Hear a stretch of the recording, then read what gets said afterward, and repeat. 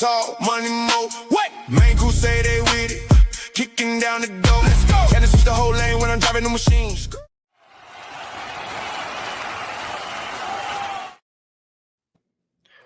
What is going on?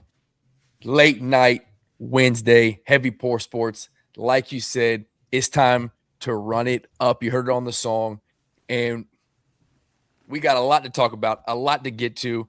Me and Drew have been going at it in the group chats for the last couple days. We got a good debate going, and then the BBN Hall of Fame going, chat going back and forth at it about the powerless NCAA or whatever. We're going to get to it all. Shout out the college sports guys for giving us something to talk about. Controversial or not, glad we got something to talk about. But before we get to it, Hammer, my guy, the steadfast, always can rely upon to be on the show with us, holding down Heavy Pour Sports damn near 7 days a week. How you doing today, sir? I'm good, brother. How are you? I'm good. This school's got me got my head all up in a pretzel. It's all bottled up. It's all bottled up. It's mind-boggling. It's mind-boggling. Yep, that's what I was trying to get to. It's good, man. Reading. Shout out AI.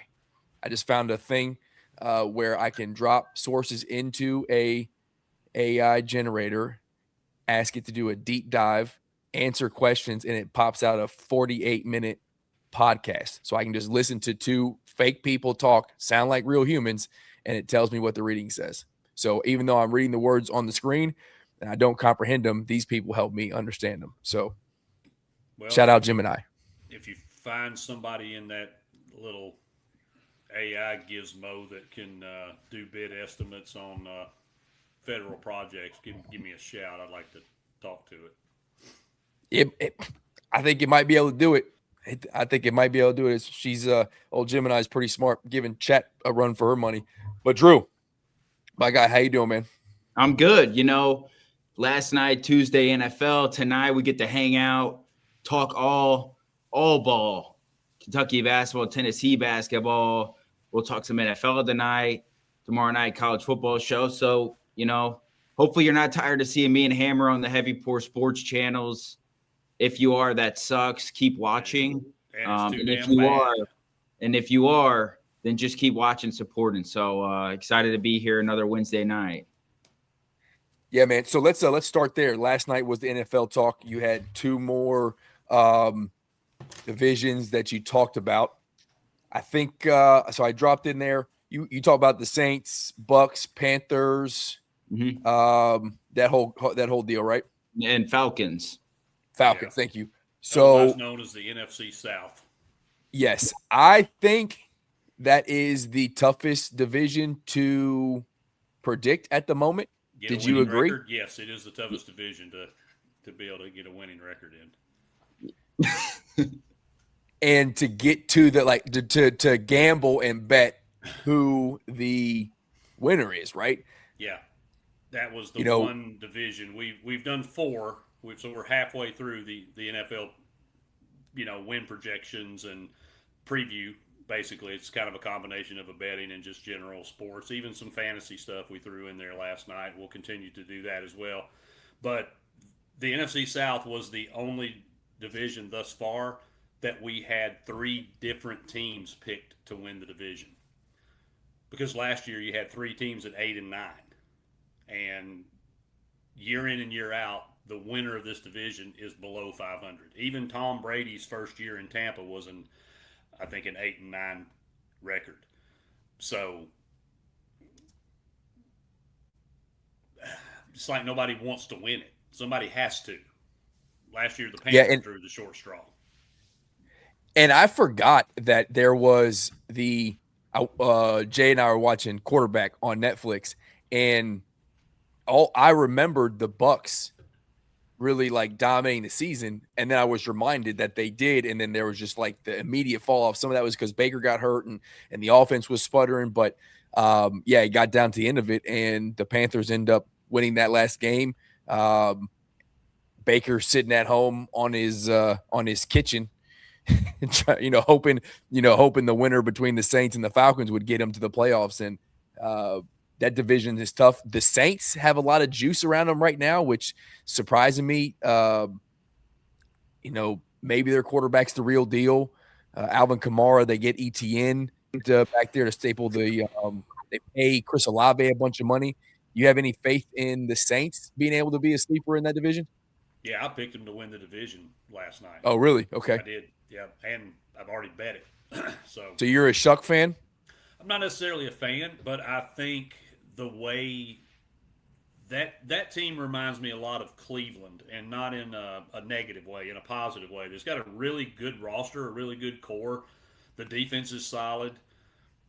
They've just been missing a quarterback because God knows Spencer Rattler wasn't the answer. So Shug came on and really played well. I think had he started the season, or at least started earlier in the season, he would have made a push for Rookie of the Year because he had a really good season. And even by numbers, they only won 6 games. But when you look at his individual performance and kind of his leadership, I think they can take a big step. Now, they did lose a couple critical players off of their defense, DeMario Davis being the most critical. But I feel like that they're going to be able to at least hold serve with defense, and you got to believe Shug's only going to get better. So if they're healthy, ETN coming over, if we get anything that resembles Alvin Kamara, then I think the Saints are going to be a problem for that division. And Carolina, they've got to play a first place schedule this year. Mm-hmm. So I think the schedule may be a detriment. And Tampa, they're falling apart right now. To your point, yeah. Baker So that's started the season MVP level, and then the wheels came loose, and in the offseason they kind of fell off. And now you got Vita Vea not happy. So, do you think people are sleeping on Mike leaving? Yes. People that think Emeka Ibuka is just going to step up and be Mike Evans 2.0, and he may statistically, but I don't feel like his impact he's going to have on the field the way Evans has over his career, that's going to be missed. Agreed. And they're two different players too, right? Like completely. Evans is a clear X outside guy, and now you got Emeka Ibuka and Chris Godwin kind of filling the same role. And off the top of my head, I can't think of a big body guy that they have on the roster that could surprise and step up for Mike Evans. Did you guys talk about that last night?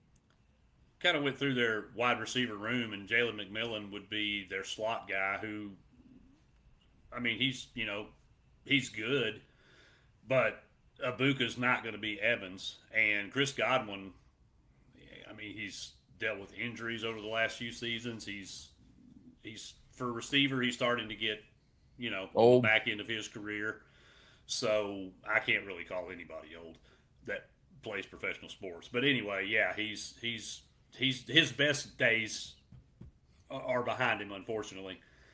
So it's going to be tough. And they lost Sterling Shepard as well, who wasn't necessarily a big marquee, massive target monster or anything like that, but he was a safety valve for Baker. I mean, he's his college buddy. So there's some holes for sure. And they also lost Rashad White.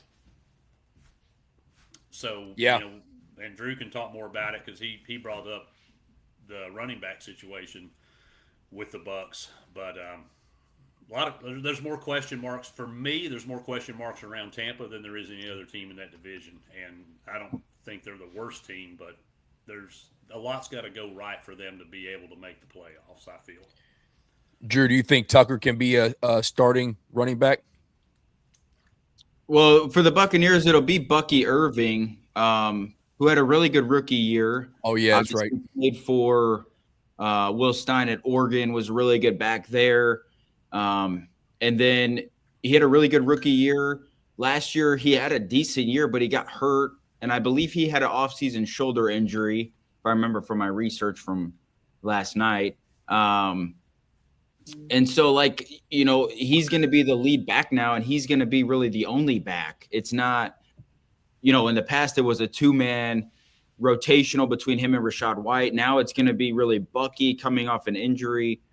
That's where I think things can get questionable And then if, without Mike Evans and maybe a question mark in the passing game, it's not helpful if you have a question mark in the running game as well. So that's why I didn't pick the Buccaneers to win it. Even though I think I guess if the question marks went the right way, I think they could because of just who Baker is. And like we've said, the division's pretty wide open, and the Buccaneers are, I guess, good enough on paper going into the year that they could win it. But I went with the Panthers to win the division. I just think they won it last year. There wasn't a whole lot of movement in the division, and so I just give them. I do think Bryce Young and that offense is going to get better. Yeah. Receiving core is going to have another year to kind of figure it out. The one loss for them was Brazel, the rookie wide receiver out of Tennessee. Like he would have been probably wide receiver 4 going into the year, but he's a guy that like at the end of the year could have been like wide receiver 2 or wide receiver 3 on the depth chart, but could have been like option 2 when you talk about the passing concepts and getting, free spots in the zone for receiving yards and catches and those things. So that's an unfortunate season-ending, injury for them. But the division Coker's there, number 1 right now. Is that correct? Ted McMillan. Ted McMillan. Okay, yeah. But like he's got to take a big leap next year too. Like he's got to develop and hopefully become the wide receiver that we think he is. He had a really good year last year. If I'm not mistaken, he won Offensive Rookie of the Year, didn't he? Don't remember. I don't remember either. Fact check. But I think the Panthers just aren't bad. And I think if they won it last year, I'll give them the benefit of the doubt that they win it again this year. Because I think I'm believing in the fact Bryce Young can build off of what he did last year. Yeah, we'll see. I don't think Bryce Young is ever going to be great quarterback, but he's proven to be serviceable. The one we haven't really talked about is the Falcons. Penix. Good pull, Drew. Penix. I almost did it. I almost did what they did to him on ESPN. Penix is the QB with Tua right on his heels, ready to take that starting spot away.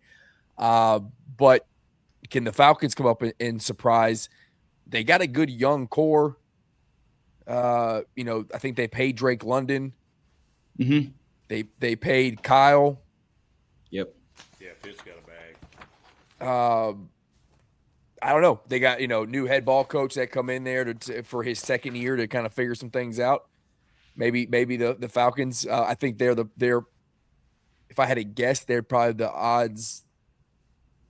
The last to like favorite in the however you're supposed to say that, the odds least favorite to win the division, but they could surprise too because the defense is pretty good. Mm-hmm.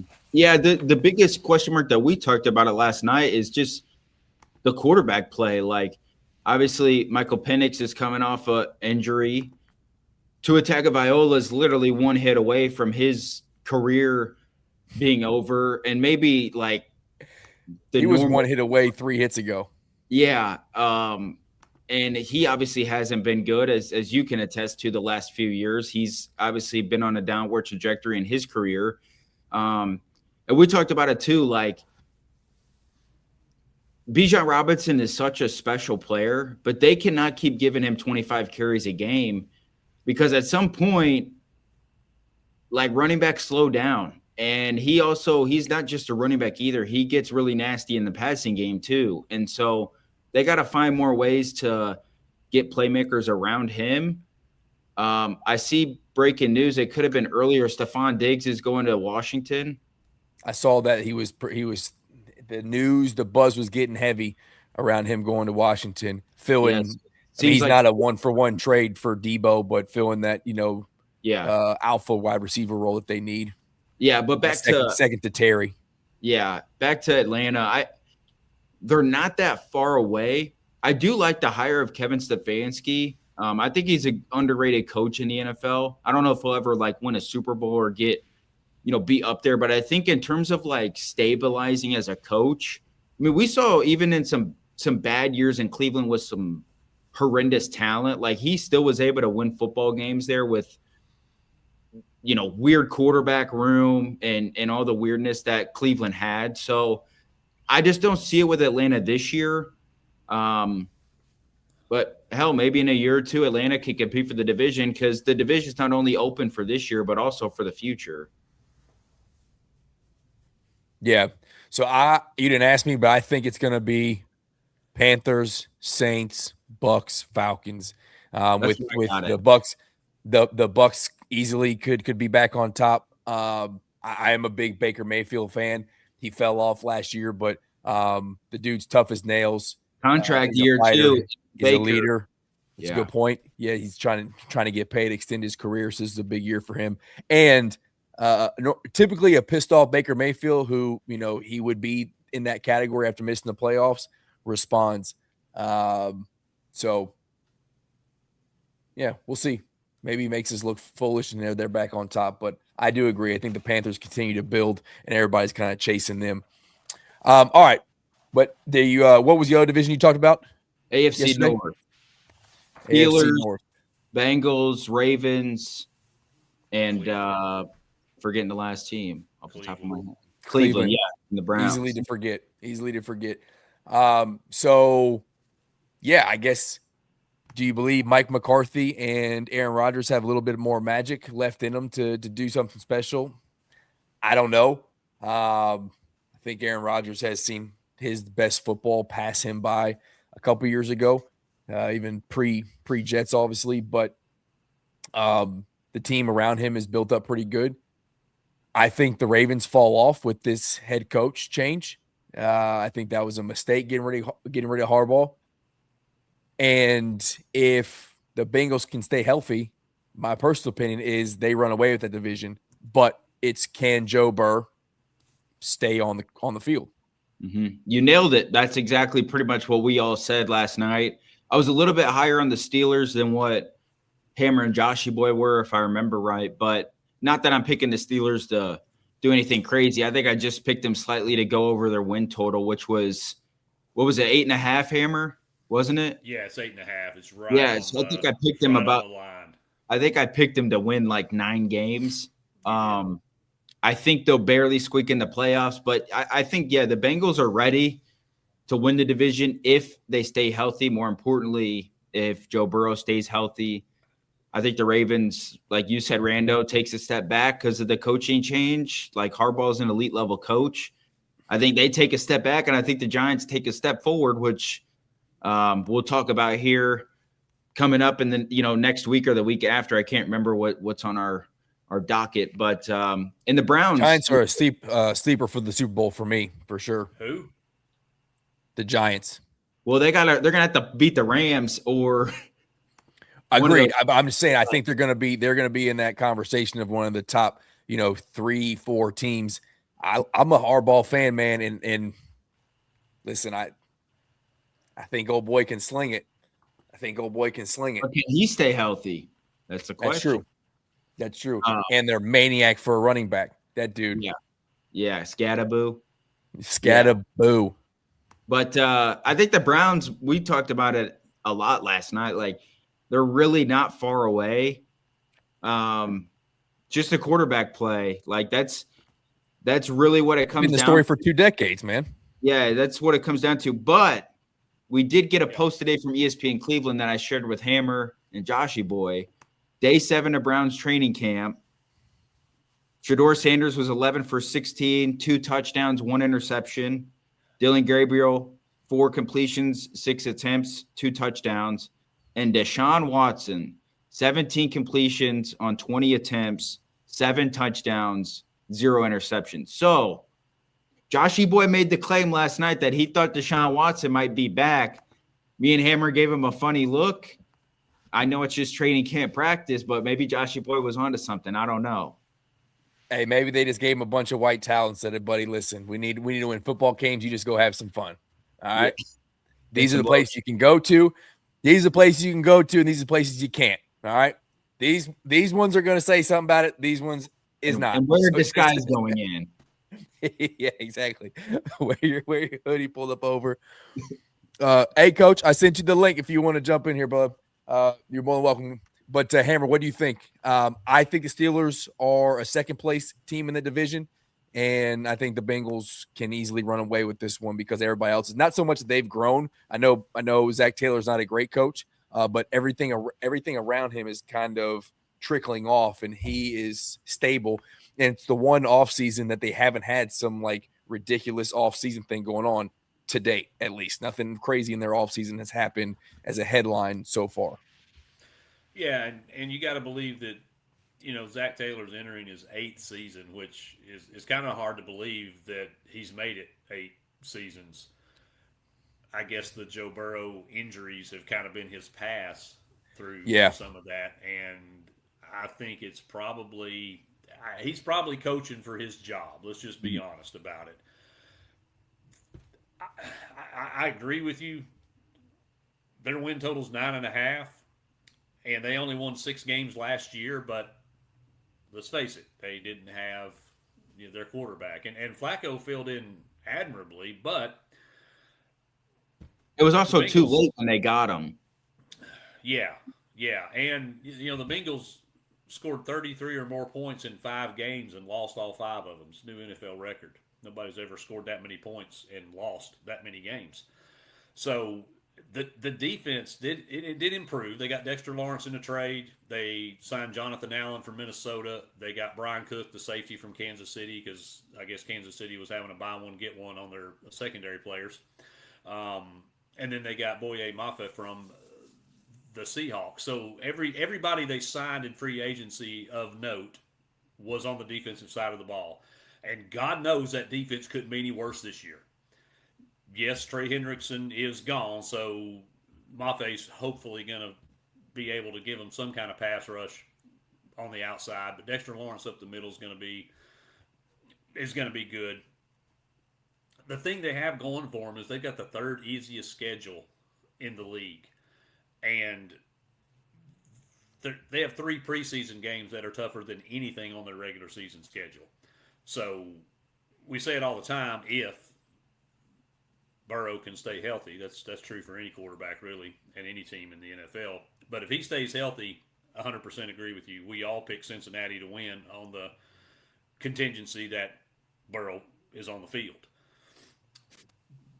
The defense is just a little bit better than they should easily win. They should easily win 10 games. And right now they're plus 194 to win the division.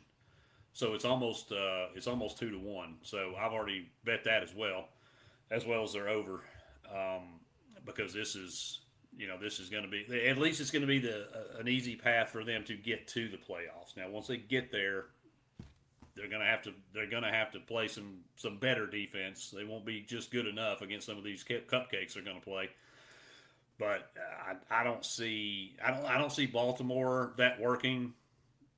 They had the highest win total tied with the Rams at 11.5, which is crazy for a team coming off an 8-9 season and missing the playoffs with a first-year head coach. I'm not crazy about that situation. I am not high on Pittsburgh. I think this might finally be the season that they miss the 500 mark and go 7 or 8 wins. And then Cleveland, they have 2 choices. They can either settle on and find a quarterback to pull the wagon, because that team's got a lot of talent. We broke it down last night on both sides of the ball. They're just missing a trigger man. If they can figure that out, then they could probably win 6 or 7 games. If they don't, I say they just run whoever out there, get a guy selling popcorn, the dude at the hot dog cart, the man that watches the dumpsters around the corner, whoever, run him out there and then go get you a number 1 or number 2 pick in that draft and get you a quarterback, and quit messing around with these bums that you got in the quarterback room. You keep drafting them late in the draft too. Yeah. Good job, Hallball.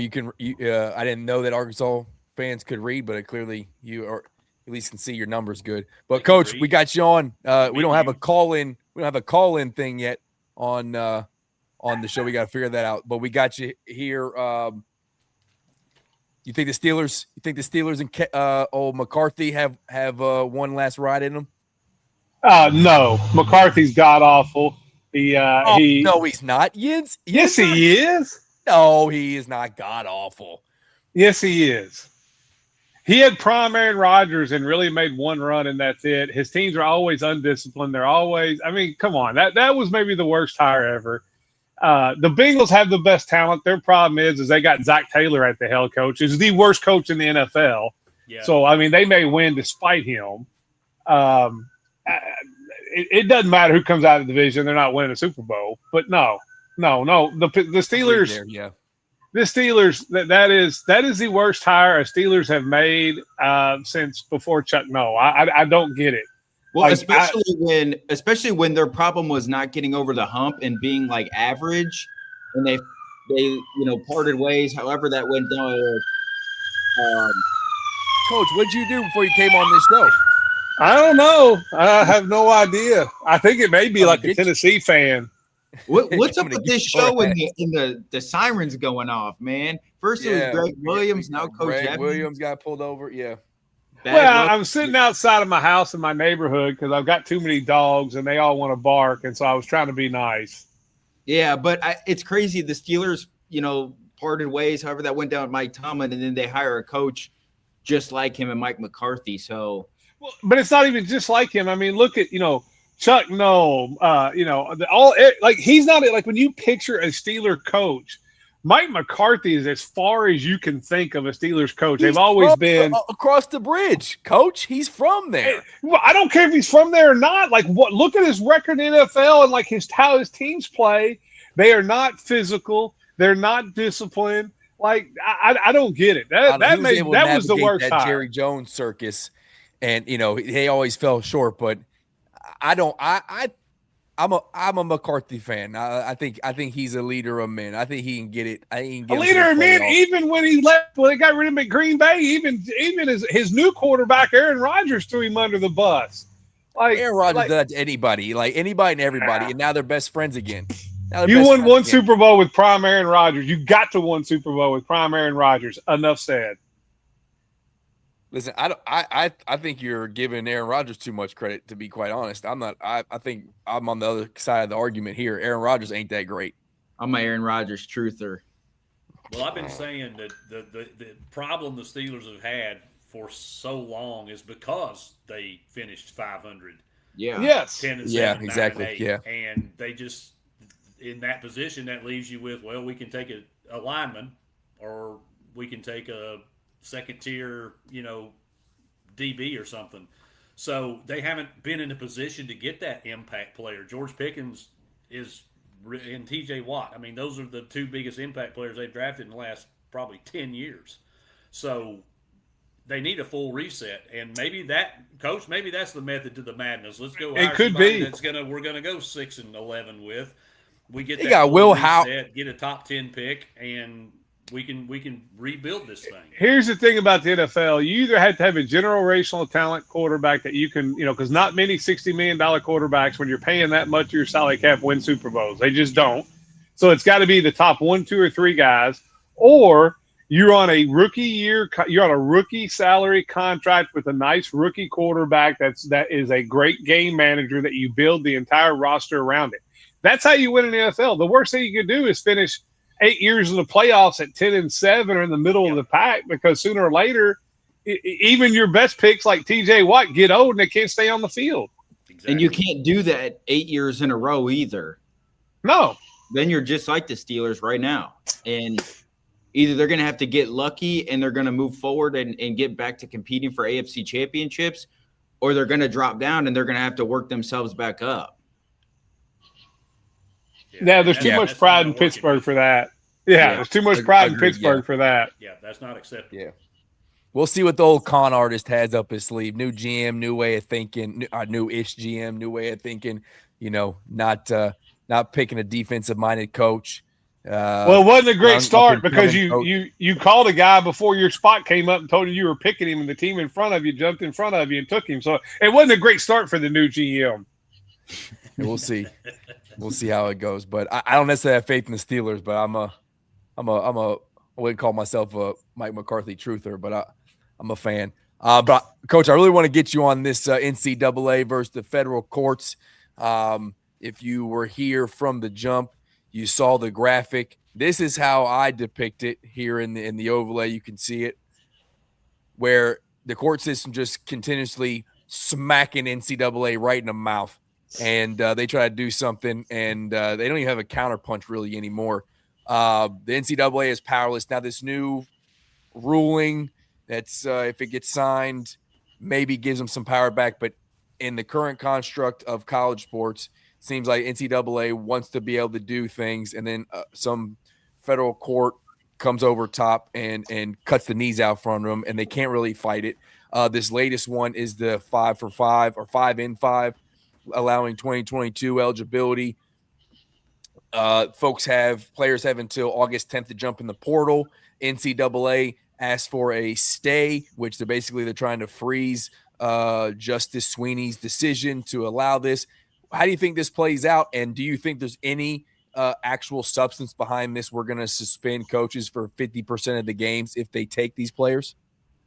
Okay, two things. First, it's not the NCAA's fault that they don't have power. This all started a few years, back, 5, 6, 7, 8 years, where basically they would make a ruling. A school didn't like it, who chooses to be a member of the NCAA.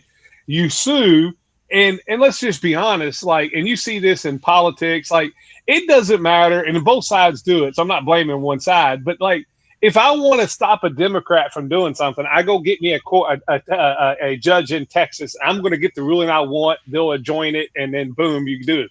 If you want to stop Trump, you go out to the left coast over there, and you get the Ninth Circuit to do something. And so that's what started this. When schools back in the day didn't like a ruling they got or a punishment they got, or some kid was suspended, and they would go to court and get an injunction. And so now the players do it. And it's all based on because the NCAA doesn't have they don't have an antitrust exemption. That's why you and I, Rando and Hammer, can't pool our money, start a baseball team, and say, okay, we're in the major leagues now. That's not legal because Major League has an antitrust exemption. So I think one of the big things about the thing in Congress that's going in front of it is they get a limited antitrust exemption that will protect it from the courts, because it's not constitutionally what the courts are finding. They're finding it based on labor laws and that's where the antitrust exemption comes into effect. Yep. So if Congress does pass this bill, a lot of that will stop. But it's not you can, if you're a player, you saw it with Alabama. They go get a guy who was basically a donor of Alabama, ruling a G League player can play. It's so there's nothing really the NCAA can do. I have a problem with member schools. You're choosing to join into the NCAA and get the money that comes with it and get everything that comes with it. And then when you have a ruling you don't like about one of your players, and you run to court. That's what I have a problem with. I think all along that there should have been some punitive things come out with what the NCAA did with Alabama, when if you play the dude, it'll cost you come to NCAA tournament time. And so, yeah, I would love to see them. Now, she changed the ruling where they can't enter the portal. You can only transfer. You can only transfer if you were in the portal already, like Aberdeen was, which was smart by him.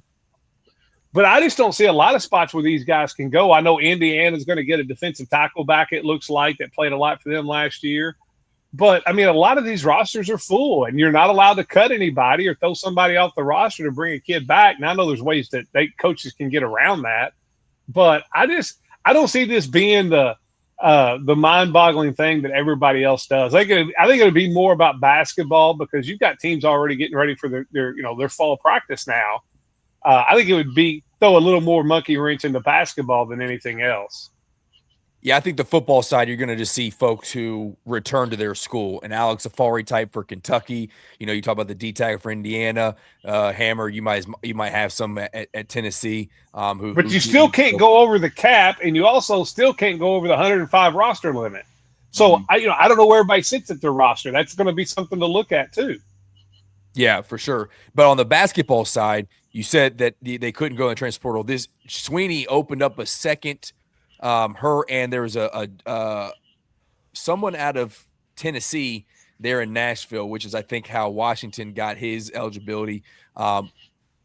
Opened up this second portal through August 10th, and it's the NCAA saying if you weren't in Aberdeen or you weren't one of these guys who entered the portal in April with the hopes this would happen, you entered it July 31st or later, we're going to suspend you 50% of the games. Now, if this thing gets into, if the stay isn't accepted, and I think that's going to be around August 10th or 12th when this thing goes to. So if we get to next week and the 10th Circuit, I think is who they appeal to, says, nope, we're going to let this thing play out. You have to go through the whole appeal process, which wouldn't happen until the middle of the basketball season. I think the NCAA just has to wash their hands of it, because are they really going to be able to, A, suspend coaches at that point, and B, take away wins and players off a roster who have already got NIL money? I think the decision is going to have to happen next week. The stay is either in place and Sweeney's decision is frozen, or they're going to have to let these dudes play that were eligible starting 2022. Well, here's the one thing I look at, okay, and especially at the basketball level. The only thing the NCAA really owns is the NCAA tournament. Like, yes. They do not own over and over and over again. They do not own college football playoffs. They do not. This is where you drop the hammer, and you just don't invite teams to the tournament. It's your tournament. Do what the hell you want. Yep. Yeah.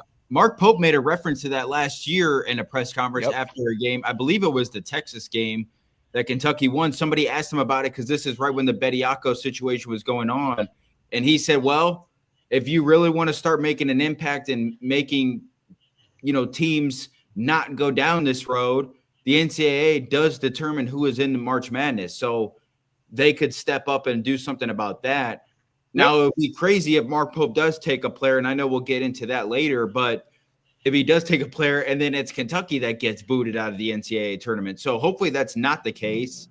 And hopefully, just for Kentucky's standpoint, Coach Pope doesn't do anything stupid to detriment the entire team or even the program or even his coaching career. This whole thing is just crazy. And here's the thing. I don't feel bad for the players. I really don't. And this is the reason. I know Rando, you had talked about that. You felt like this should have been the rule all along. But my thought was, you got to set the line somewhere. Mm-hmm. And those players, they took the money and they took the scholarship, knowing that the rules when they did this was 5 to play 4. Like if you were a freshman this year and they said, okay, we're going to do 5 to play 5, and then when you got to your 5th year, they say, hey, you've already played 4 years, we're changing the rules. That's one thing, because you came in that way. Right. These players came into college knowing they had 4 years of eligibility, 5 years to do it. Mm-hmm. So I don't feel bad for it. They didn't change the rules on these players. Those were the rules that were there when these players came to play college sports. And I don't disagree with you. My standpoint was, you are changing something, because there were, the redshirt process, waiver process, there you could get a waiver for hardships and whatever. Like, it was, like I said in the video, it had gotten abused. The fact that they had pretty much solidified how this thing was going to go and how they wanted to word it in the fight, but they didn't really stamp when it was going to start, which year it was going to start, until the season was over.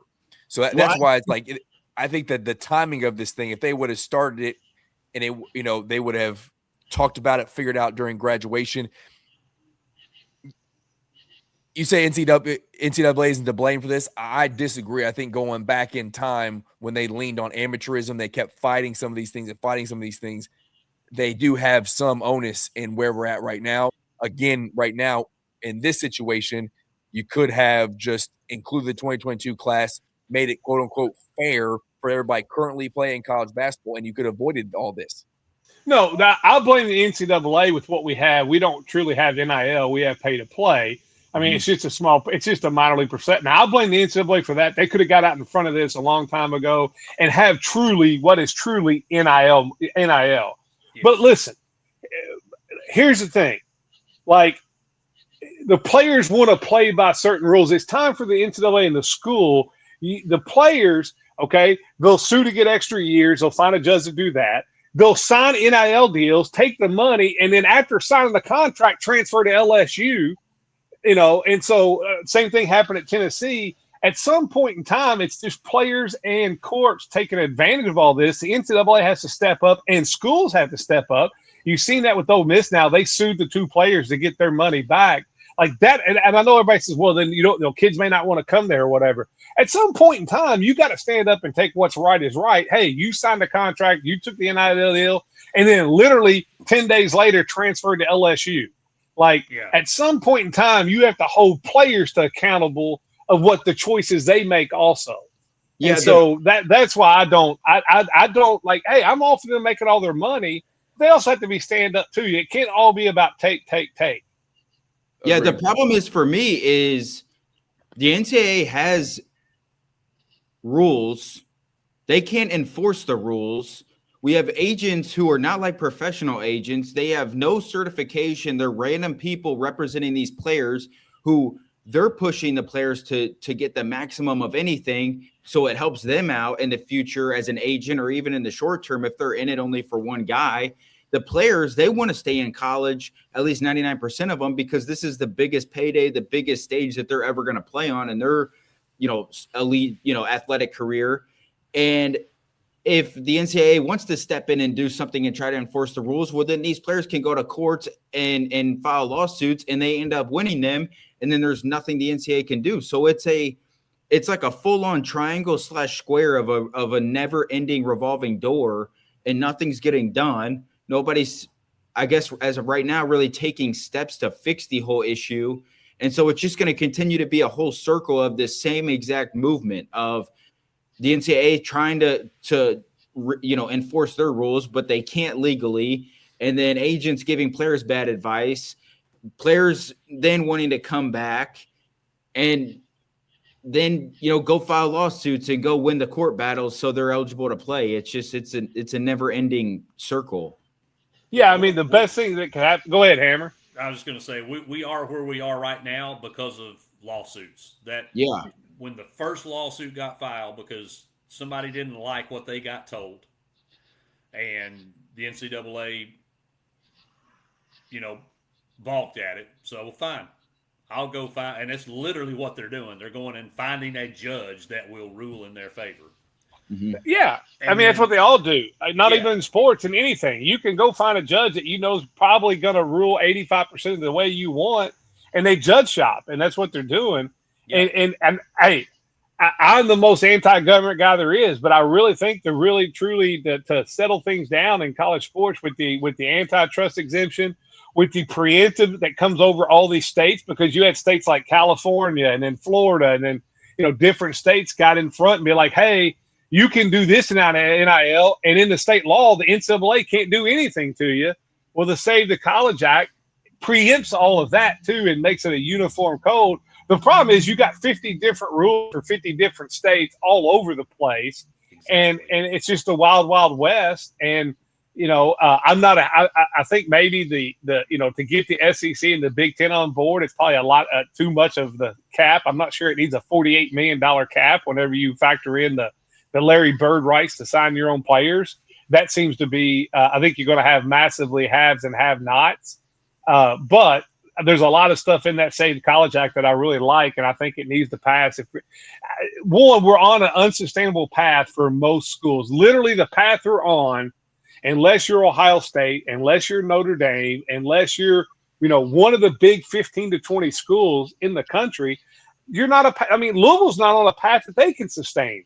I don't think Kentucky's on a path that they can sustain. It's really, there's not many schools out there. I said this on the show today.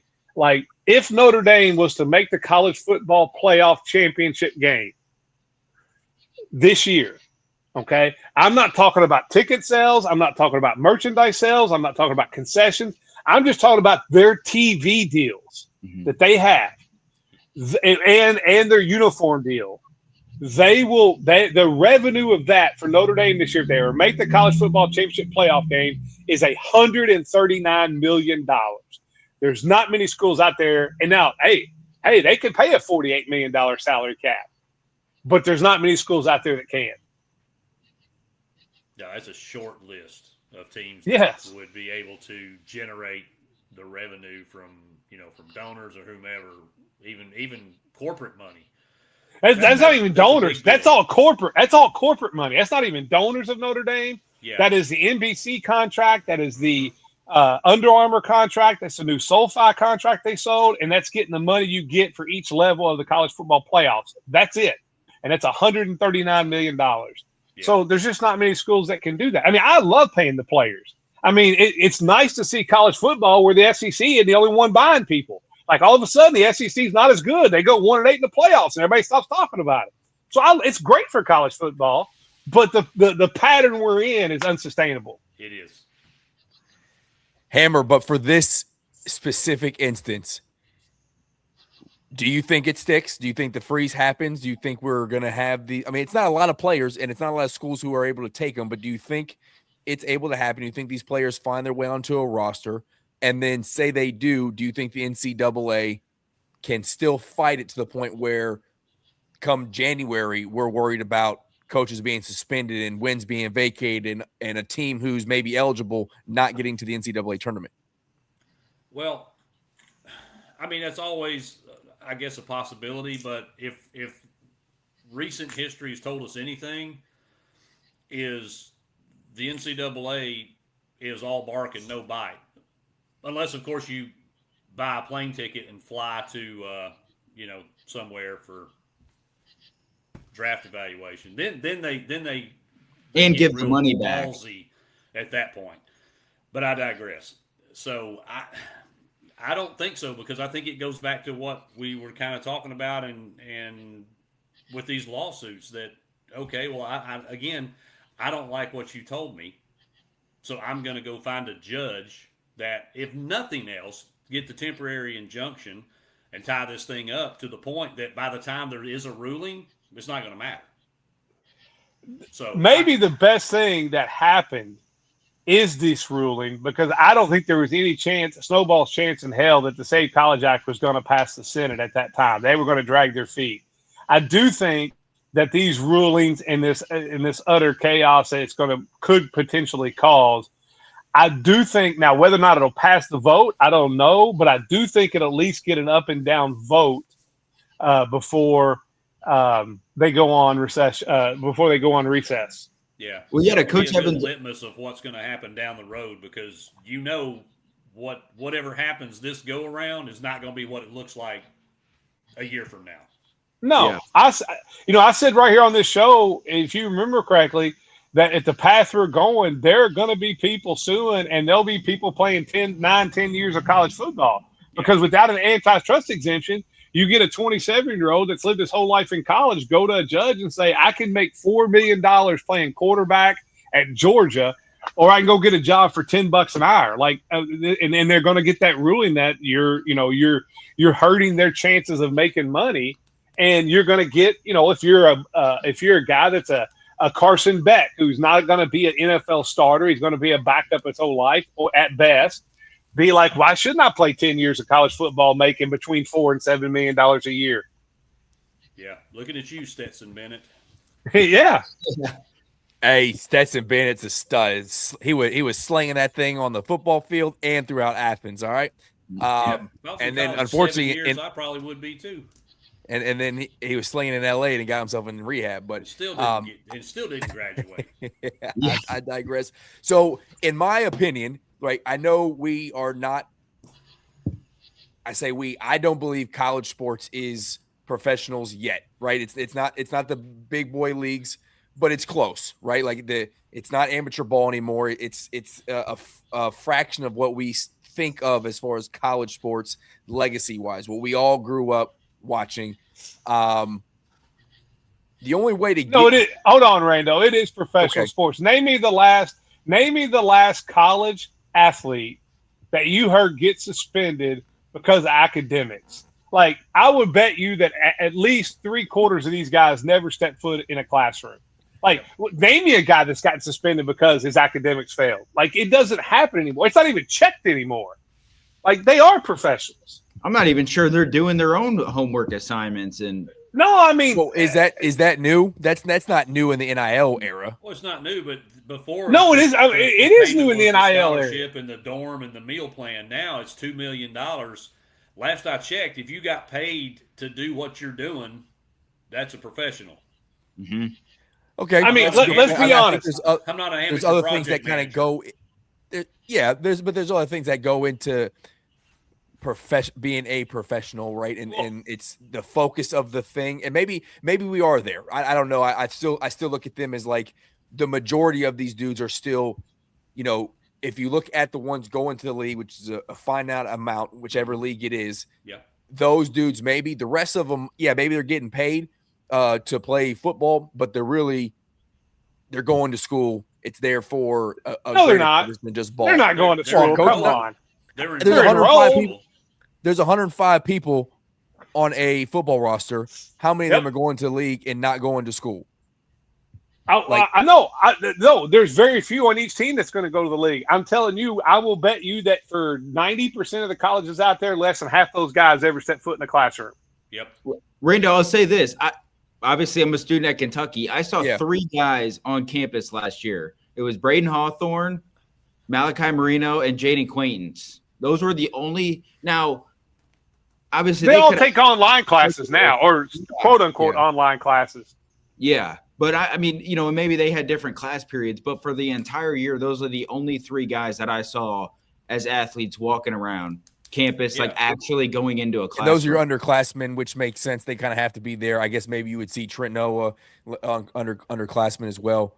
But all right, so maybe I'm completely wrong. I'm trying to hold on to it as long as I can. But to my point is, the only way you can get to be the NBA or the NFL or any of these professional leagues who can actually enforce their own rules is to have a commissioner who is backed around a collective bargaining agreement and someone to run like a players association, so that these are signed and agreed upon things, so that when said named player gets hit for performance enhancing drugs, he can appeal, but he's appealing to the commissioner, right? Who might reduce his sentence of games that he cannot play, or, Calvin Ridley, when he gambles, it's not a judge who's going to rule in their favor. It's you signed a CBA. I think, yes, the Congress can get to this thing, but really it's until we have these guys under a union who are collective bargained as,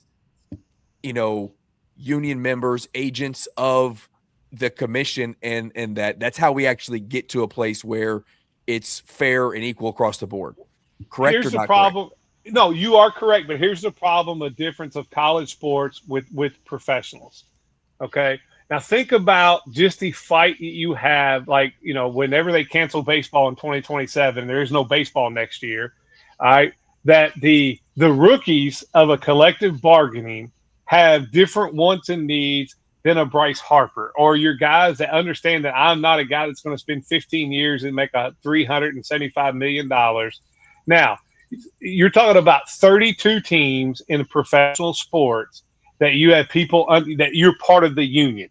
Right? Even if you just took the Power 4 and then, the group of 5, now all of a sudden you're talking about 130 schools with 105 players on them, not 50 on their roster. And I just don't think there's any way that union could be successful of trying to represent both a CJ Carr and a guy that's the 105th guy on the Notre Dame roster. Or a Kenny Minchie. Don't they do that in the league just at a smaller scale? Well, they do it in the league, but you're also talking about, like I said, you're talking about 32. All right, in the NFL, you're talking about 32 teams with 50 guys. In Division One kids. Right. And in Division I football, you're talking about 100. And then you get into the whole that now you have to become employees. And now when you want to cut a player, he gets the protection of the school as a state employee. Like, it's a whole different kind of, like, I agree what you're saying. It's just never going to work, I don't think, at the college level. Not even if it was. So I think there's 2 ways to get there, and maybe both of them are just far-fetched, but it would be these commissioners are, for group of 5, Power 4, like, they're there to represent the schools, right? So do you put the faith, trust, and confidence to allow them to get to what the final CBA is look like, and, select some sort of commissioner of football and basketball? I think you have to split it up that way, or your big revenue generating sports, you have to have a commissioner of each. Or can you say each conference has their own CBA, and it becomes a recruiting tool. Like our CBA is more player friendly, yada yada. Could you get to that point, or am I just muddying up the waters even more? Well, my co-host Stephen A. Turner and we have been talking about this a lot on Live at 5, and this will sound crazy, but if you really want the problem you have with that the game is Owensboro Live at 5. If you don't know, yeah, the problem you have is like even with this Save College Act, the SEC and the Big Ten fought every step of the way until they got special concessions because each conference, the SEC and Stanky are not going to give up power, and neither is the Big Ten, to give extra power or equal power to the ACC or to the Big 12. I mean, the TV contracts out there where the SEC teams are getting all this money from their TV contract compared to what the ACC is getting, they're not going to give that up. Like if you really, really wanted to do this, you would turn the Power Four into have its own little thing and almost be a minor league of the NFL where, okay, what you would do is you would set up 8 conferences of 8. All right, do away with the SEC and the Big 12. You do it by region, and you pool that TV money, and then your scheduling is set up like an NFL schedule where you're not scheduling 6 years in advance where you don't know what teams are going to be, or you don't let Indiana cancel every Power 4 team they play out of conference to go play West Virginia and whoever, Indiana State. And then basically your scheduling becomes balanced, and then you have an NFL-type college football system, and the TV money would blow up. It would absolutely explode. They'd be printing money. But they're not going to do that because they're all still kind of the good old boy network and want to keep their power that they have over other conferences. Hammer, what you think? Think a CBA is ever on the horizon, or just college sports are too big, too grandiose to have it? Well, it doesn't have to be as elaborate as what's in place with the NFL, because I think you can stop some of this nonsense of guys coming back for their 7th, 8th, and 9th years. I think you can stop some of this nonsense of players signing an NIL agreement and then transferring. And I think you can stop some of this nonsense of guys playing for their 7th team in 4 years, because we see that happen too. So I think you can have something in place, kind of a Grand Rudman. Doesn't matter what level, doesn't matter, what class, conference, nothing. If you're going to play in the NCAA, you have to agree to these terms and put those limitations in place there. That way, you're signing a contract, just like, a CBA. You're signing a contract stating, which sometimes I wrestle with that even though, because these kids are signing letters of intent. They're signing scholarship paperwork.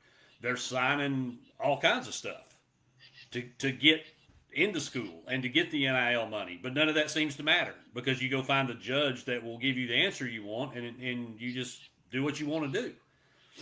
But I think if you have something in place at least to control that, then maybe that's when you turn to the individual commissioners and conferences. I'll be honest, I think the commissioners outside of Ward Manuel, I think the conferences can do a better job of governing themselves than what the NCAA has done. And really that goes back for eons. But I think we're destined, and I've been screaming this for years, we need to have the Power Four, or whatever that looks like, 2 super conferences, 1 super conference, whatever it is. They need to have their own thing, their own level, and then Group of 5 or Group of 6, they have their own thing, just like we have Division II and Division III, because it is apples to oranges. I don't care who comes out. We saw it last year. We're going to see it again this year, whether it's Boise or Navy or Fresno State or whoever it is that gets into the playoff are going to get the absolute hell beat out of them by whoever they play in the Power 4 game. So they don't even need to be in this conversation. We need to have something in place to deal with these power conferences and whatever that looks like down the road. Or we need to just pull everybody else out, deal with them separately, because you don't hear about Weber State and Delaware State and Prairie View, you don't hear about these problems with these schools because these kids. I mean, these schools don't have that kind of money, so it's like a lion swatting at flies. It's not even worth worrying about. Yeah, So, especially in football. Especially in football, yeah, you can. You Yeah. got the little Cinderella mid-major that can, kind of catch lightning in a tournament or whatever. But in football, no, it ain't happening. The App State over Michigan days are long gone. Yeah, and what the mid majors in basketball do now, and it's actually tremendous. We just had, we had a point guard here in Owensboro that was, top 2 or 3 for Kentucky Mr. Basketball. He ended up signing and went to App State, and like their recruiting pitch is, hey, we had two guys that came here, worked their tails off for 2 years. One signed at Kansas for $3.7 million, and one signs here. So, but even at the basketball level, because there's so many players, I mean, even he signed for $250,000, a car, and an apartment. Like that's what he got. So, like, when you're only talking about 10 to 15 players, you can do that at the mid-major basketball level. Now, I think the year of Cinderella is completely done now because that's what's happening. They'll go for a year, they'll ball out because they're going to get to play immediately, and then they'll sign somewhere else for a big payday. But mid-majors have accepted that. Yeah. And but with football, when you're talking about having to have the numbers you're going to have and the money it takes, I mean, there are reports that you look at some of these schools, you're talking about having a salary in college football this year of anywhere from $30 to $48 million for some schools. Yeah, like it's pushing 50 mil, and it'll probably be over that next year because it's just going to. Yeah, I mean, you don't know for sure because it's a private school, but Notre Dame is probably sitting somewhere. I mean, reports are it's sitting somewhere around $48 million. Yeah. Yeah, the basketball. A lot of those programs look at it like a small Division I JUCO. Like we're recruiting guys who maybe they think are undervalued or under recruited that they think they can get, and then their hope as a program kind of is for those guys to sort of go out so then they can recruit more of those guys and have that selling point. And if they want to stick around, great, probably makes them even better. But yeah, college sports are messed up, man. I want to ask you three guys a question. We talked about this on our show a few days ago. And of course, it started as a joke. As the UNLV's coach was joking about them being bought or they need to sell the program. But you start to think, can you see in the future where programs like a UNLV basketball or programs like a Notre Dame basketball that's just not important to the school because all their money is going to go to football because it pays the bills for everybody, or a UK basketball where the school sells it to someone who basically runs it and takes profit off of it, but also shares the profit back with the school. Where they were talking about Mark Davis. The joke was Mark Davis was going to buy UNLV basketball for $10 million. Well, there are enough. We already have that with the. Go ahead. We already kind of have something set up like that with JMI. Like they signed a big old tons of $1 million deal for 15 years, and they're pretty much the runners of our NIL and like media rights and pretty much everything around all of Kentucky. The LLC still owned by Kentucky. They have it's run by. I'm talking about an individual owner. Elon Musk goes down and says, "I want to buy Texas Tech basketball," and he's going to put his money in it. He's going to take, he's going to make money other ways off of corporate sponsorships and that, where he's the one footing the bill and the salary of the players through the school. Can you see a day where like a private entity? They'd have to become that, right? Like they'd have to become a business, of privately owned business through the university, I guess. Yeah, I'm just saying, it's just a thought. There's so many programs other than, you look at it, other than football, most programs are running in the red in college athletics. Mm-hmm. Yeah, football pays the bills for everybody. Yeah, and Louisville, if you look at it, they're like a $35 million shortfall, and they're still spending money because they know if you stop spending money, you get even farther behind. Yeah. Like, can you see where maybe it's not you're selling Louisville football or you're selling Kentucky basketball, but you're selling Kentucky baseball to some owner that's a big booster that wants the big baseball fan and wants to run the baseball program? Yeah, that's wild.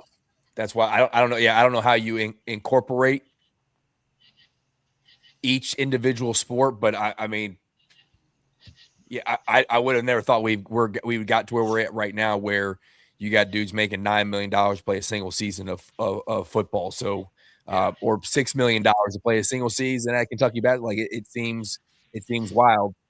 Our transfer making more money than LeBron James this year. Yeah, I mean, yeah, that's what I'm saying. It's he's just the shooter. All he can do is just shoot it. We're paying him $6 million. You know, in every but every I school, see. We're gonna transition, Joshy boy. We're getting ready to talk about your boy that Tennessee took. I love Vic and Drew. It's fine. So every school has different funding for every sport, right? Because what Notre Dame spends on football and what Duke and Kentucky and Kansas spend on basketball, that's two different worlds. What certain schools spend on baseball, or especially on a consistent basis, So yeah, I mean, it's already funded differently as it is, because Texas A&M was really the first school to go out there and spend, and allegedly this is what they claim, so I have to assume it's true, $30 million in NIL money. I think Jimbo's like last year, next to last year. It was his last year, and they only kept like 3 of those players. They all transferred. Yeah. So everybody spends money differently. So it wouldn't be too. I mean, at this point, as ridiculous as it is now, if you told me 10 years ago this is where we were going to be with college athletics, I'd have been like, there's no way. But why wouldn't it be okay for maybe not necessarily buy, but have the sponsorship rights? Like we slap the, whatever on the field or the stadium, slap it on the jersey, which we're already doing that anyway. And then, to your point, then they make financial decisions and kind of serve as a general manager of that program within the athletic department. We're not too far. I'd much rather Hammer be running Tennessee women's basketball than what they're doing to that program. I'd much rather have Hammer run it. We need to start a campaign. Vote for Hammer. Yeah. But hey, Coach, we're going to transition to some of these players that are eligible. Tennessee has one. See if Hammer's nervous about keeping him on the roster. But if you want to stick around, more welcome to. If you want to go back inside and sounds like you're getting attacked by some crickets, more welcome to stay with us, or more welcome to go ahead and head out. I know you got to work tomorrow, but I appreciate your time. Hey, no problem. Anytime, man. We'll get you back on live at 5 and have a good time. Appreciate it, sir. And let's keep having those conversations about some shows. I want to get down on one. I would love to get a Saturday evening in a college football wrap-up show with you and Hammer. That's what I want. Let's do it. We're already on here running our mouths on a Saturday, anyways. Show me. I just will have to. Maybe I can't promise I will drink less bourbon, but I'll promise I won't. I won't get you a fine. I won't get you a fine for saying something silly. I mean, Hammer's the only delusional Tennessee football fan I really like anyway, so that's perfect. Hey, great comment. Great comment yesterday. I enjoyed listening to that. Yeah. Thanks for getting away from taking shots at Kentucky for once. I do appreciate that. You guys have a good evening. Hey, you too, Coach. Appreciate it. Coach Evans from 102.7 The Game, Owensboro. Big supporter of the shows from the jump. So used to have a podcast go out on their ESPN site. So trying to get something built back up there again. All right, Hammer. A lot of Kentucky talk. We'll transition to Tennessee before Drew and I go back and forth. But you all got a center from Vanderbilt. I don't know if he hits the mold of your big lanky lurch of shot blocker that you wanted, but you seemingly solidified the front court. How do you feel about it? And, with all this chatter we just got done talking about of potential repercussions for taking some of these players, he did enter the transfer portal in April, so he got there early. But are you still nervous about him being added to the roster, or do you think this is all goodness for Tennessee basketball? Well, I definitely think it's good because, we all talked about it kind of coming out of the transfer portal closing and what Rick Barnes was able to do and construct that roster the one miss, and I was on it from jump, was we need a rim protector. We need one of these big 7'2" goofy looking white dudes or whatever. And we got a couple big guys, but we didn't really get that guy. So we would have been thrilled if Felix Okpara were able to come back. Well, who we got is, you look at his stats, they basically mirror what Felix Okpara did. So I'm very happy with the addition. He's 6'10", long, averaged a little over 2 blocks a game, decent scorer, really good free throw shooter, like 74% free throw shooter. So that's always encouraging. And with everybody else we got, I mean, he's not going to have to turn in 15 and 10 every night. Mm-hmm. So, if he can just be an option and be a good defender, protect the rim, block some shots. Felix was one of the best big men perimeter defenders I think I've seen come through our program, certainly, because he could get out there and chase guys off the 3-point line, and he could run with guys driving. So his perimeter defense was very impactful. I don't know that we're going to get that with this kid, but if he can just guard that paint and protect the rim, I think we're going to be just fine. He could definitely be that missing piece. And plus, we've got other guys too that we aren't known as much for their defensive play, but you never know. Rick Barnes and defenses, I'm not worried. I've said that from the jump when we started signing all these scorers, and everybody's like, "Oh yeah, well, you're not going to have to play any defense." Yeah, you play defense if you play for Rick Barnes. It's not negotiable. Mm-hmm. So I feel very confident in what we've got, and I think this was maybe didn't fit the measurable that I wanted, but statistically he's basically Felix Okpara, 2.0. So I'm tickled with it. So I didn't truly remember who this dude was, and then y'all signed him, so it forced me to go back and look at him. Mm-hmm. He raises your ceiling a little bit, unfortunately for me. But Drew, I know you did a lot of research going into him, so and you were from the jump when it was announced. I think thought it was a good signing, and a little bummed out that Tennessee was able to get him. Yeah, I mean, me and Hammer talked about it 4 months ago, and we kept talking about with Tennessee's roster, like the one thing, or I guess two things, like who could they get a true point guard, and if not, like who could be the point guard that they rely on to like make everybody better? Because you can have all the scorers in the world, you got to have somebody to set these guys up. You got to have somebody help them get the ball.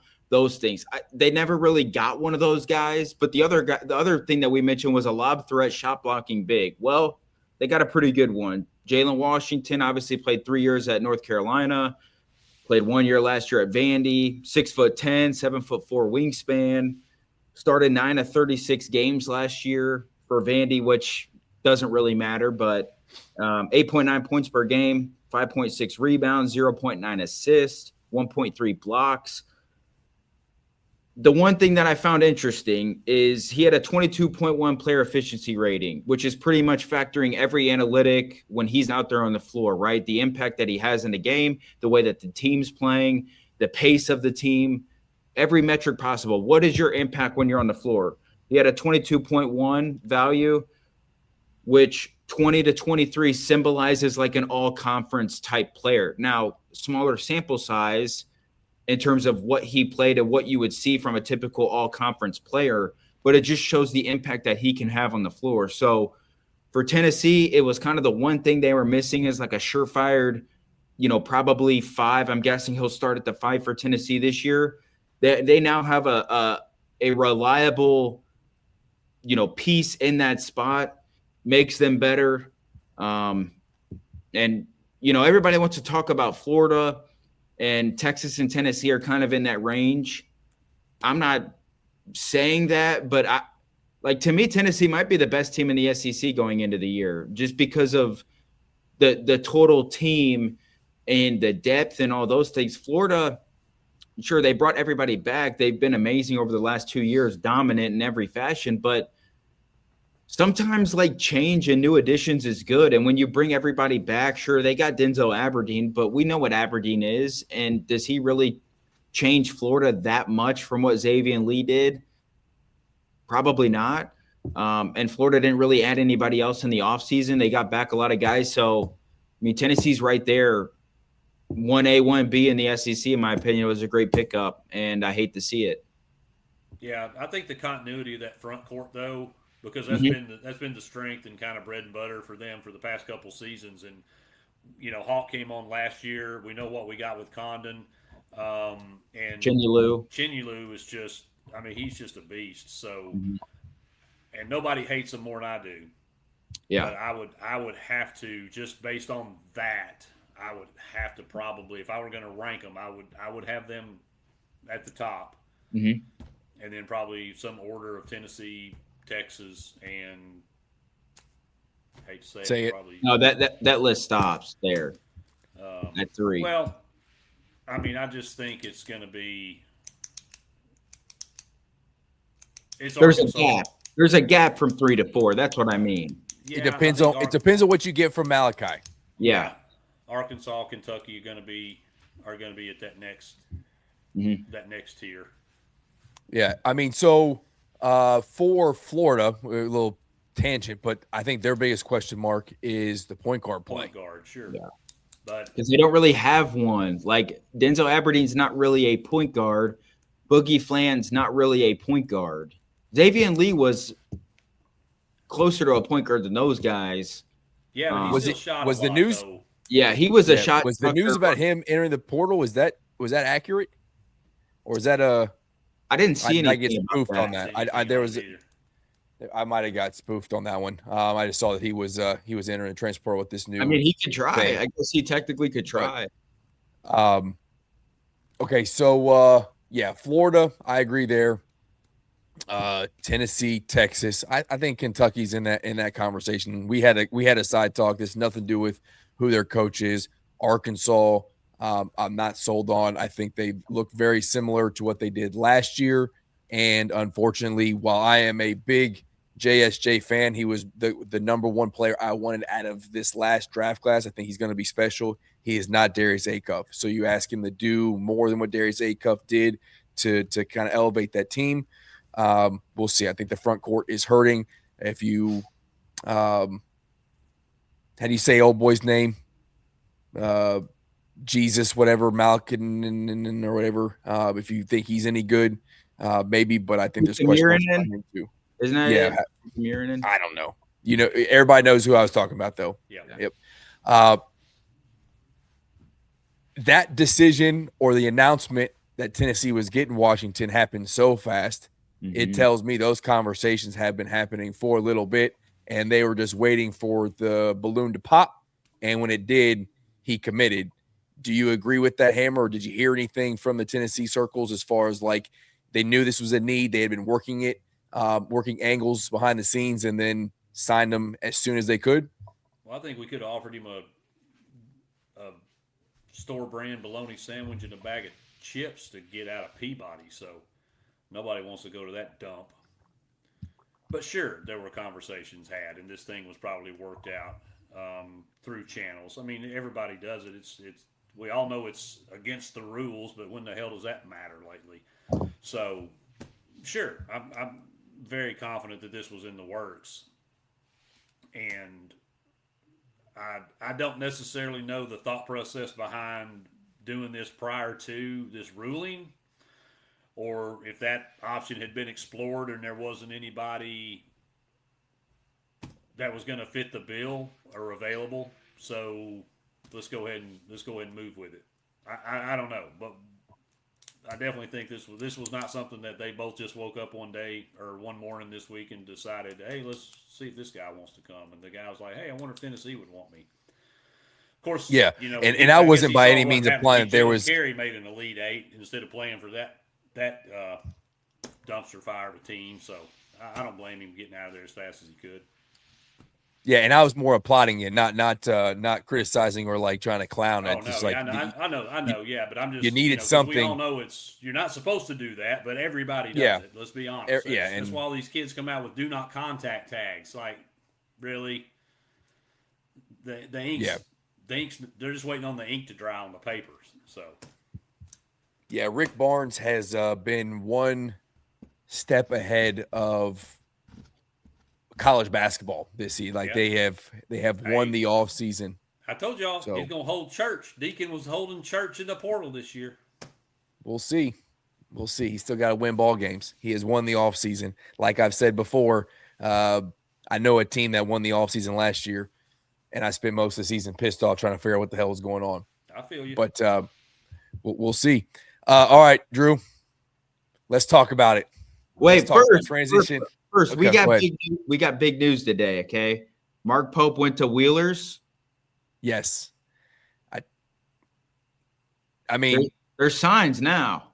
I'm just saying, every coach who's won a national championship at Kentucky has been there. Mark Pope made his first appearance there, going into year 3. Little bit of a important year coming up. Maybe there's some good vibes going on. Last year we had the Annabelle dog, or not dog, Annabelle doll coming into Rupp Arena. Now we got Wheeler. He's hitting the drugstore. So, that I think it's a bigger deal than any 5-5 edition. I think it's gotta happen. So, could be. Why he wasn't there earlier, but I don't know. But he made his way. It's good. Pope's doing he's doing all right this offseason. Taking some criticisms from folks like Drew, but I got faith in him. All right, Drew. Where we start? Let's talk about the 3 candidates right now. So the big 3 names that are out there, and Kohler seems to be fading a little bit if you believe some of the things on the internet. But you still have Mark Mitchell, Keyshawn Hall, Jackson Kohler. Those are 3 names tied. Throw Cade Tyson in there too, but I think he's a little bit farther behind than I think those 3 are the main priorities, but I think Cade Tyson's still in that, maybe like, just in case all 3 fail or something. Okay, so the Cade Tyson news to me was more of that like anonymous Trilly post that they had a Zoom call with them. Did that get has that been substantiated? Any more evidence behind that it was accurate? I believe they have at least had conversations. Okay.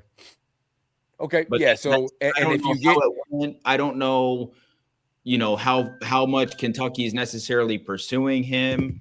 That I don't know, but I do believe that they've had a conversation. So to me, like, because I'm not the biggest fan of that. If we were go to there, yeah, it would be a good pickup. But to me, that one would be like, it wouldn't change my thoughts at all like the other 3 would. If we add one of the other 3, in which we'll dive into them here soon. But I just wanted to throw him out there so we didn't, leave him out. I think he's kind of in the second row, just in case, maybe he gets ruled out and, eligible, and these other 3 get ruled ineligible or something like that.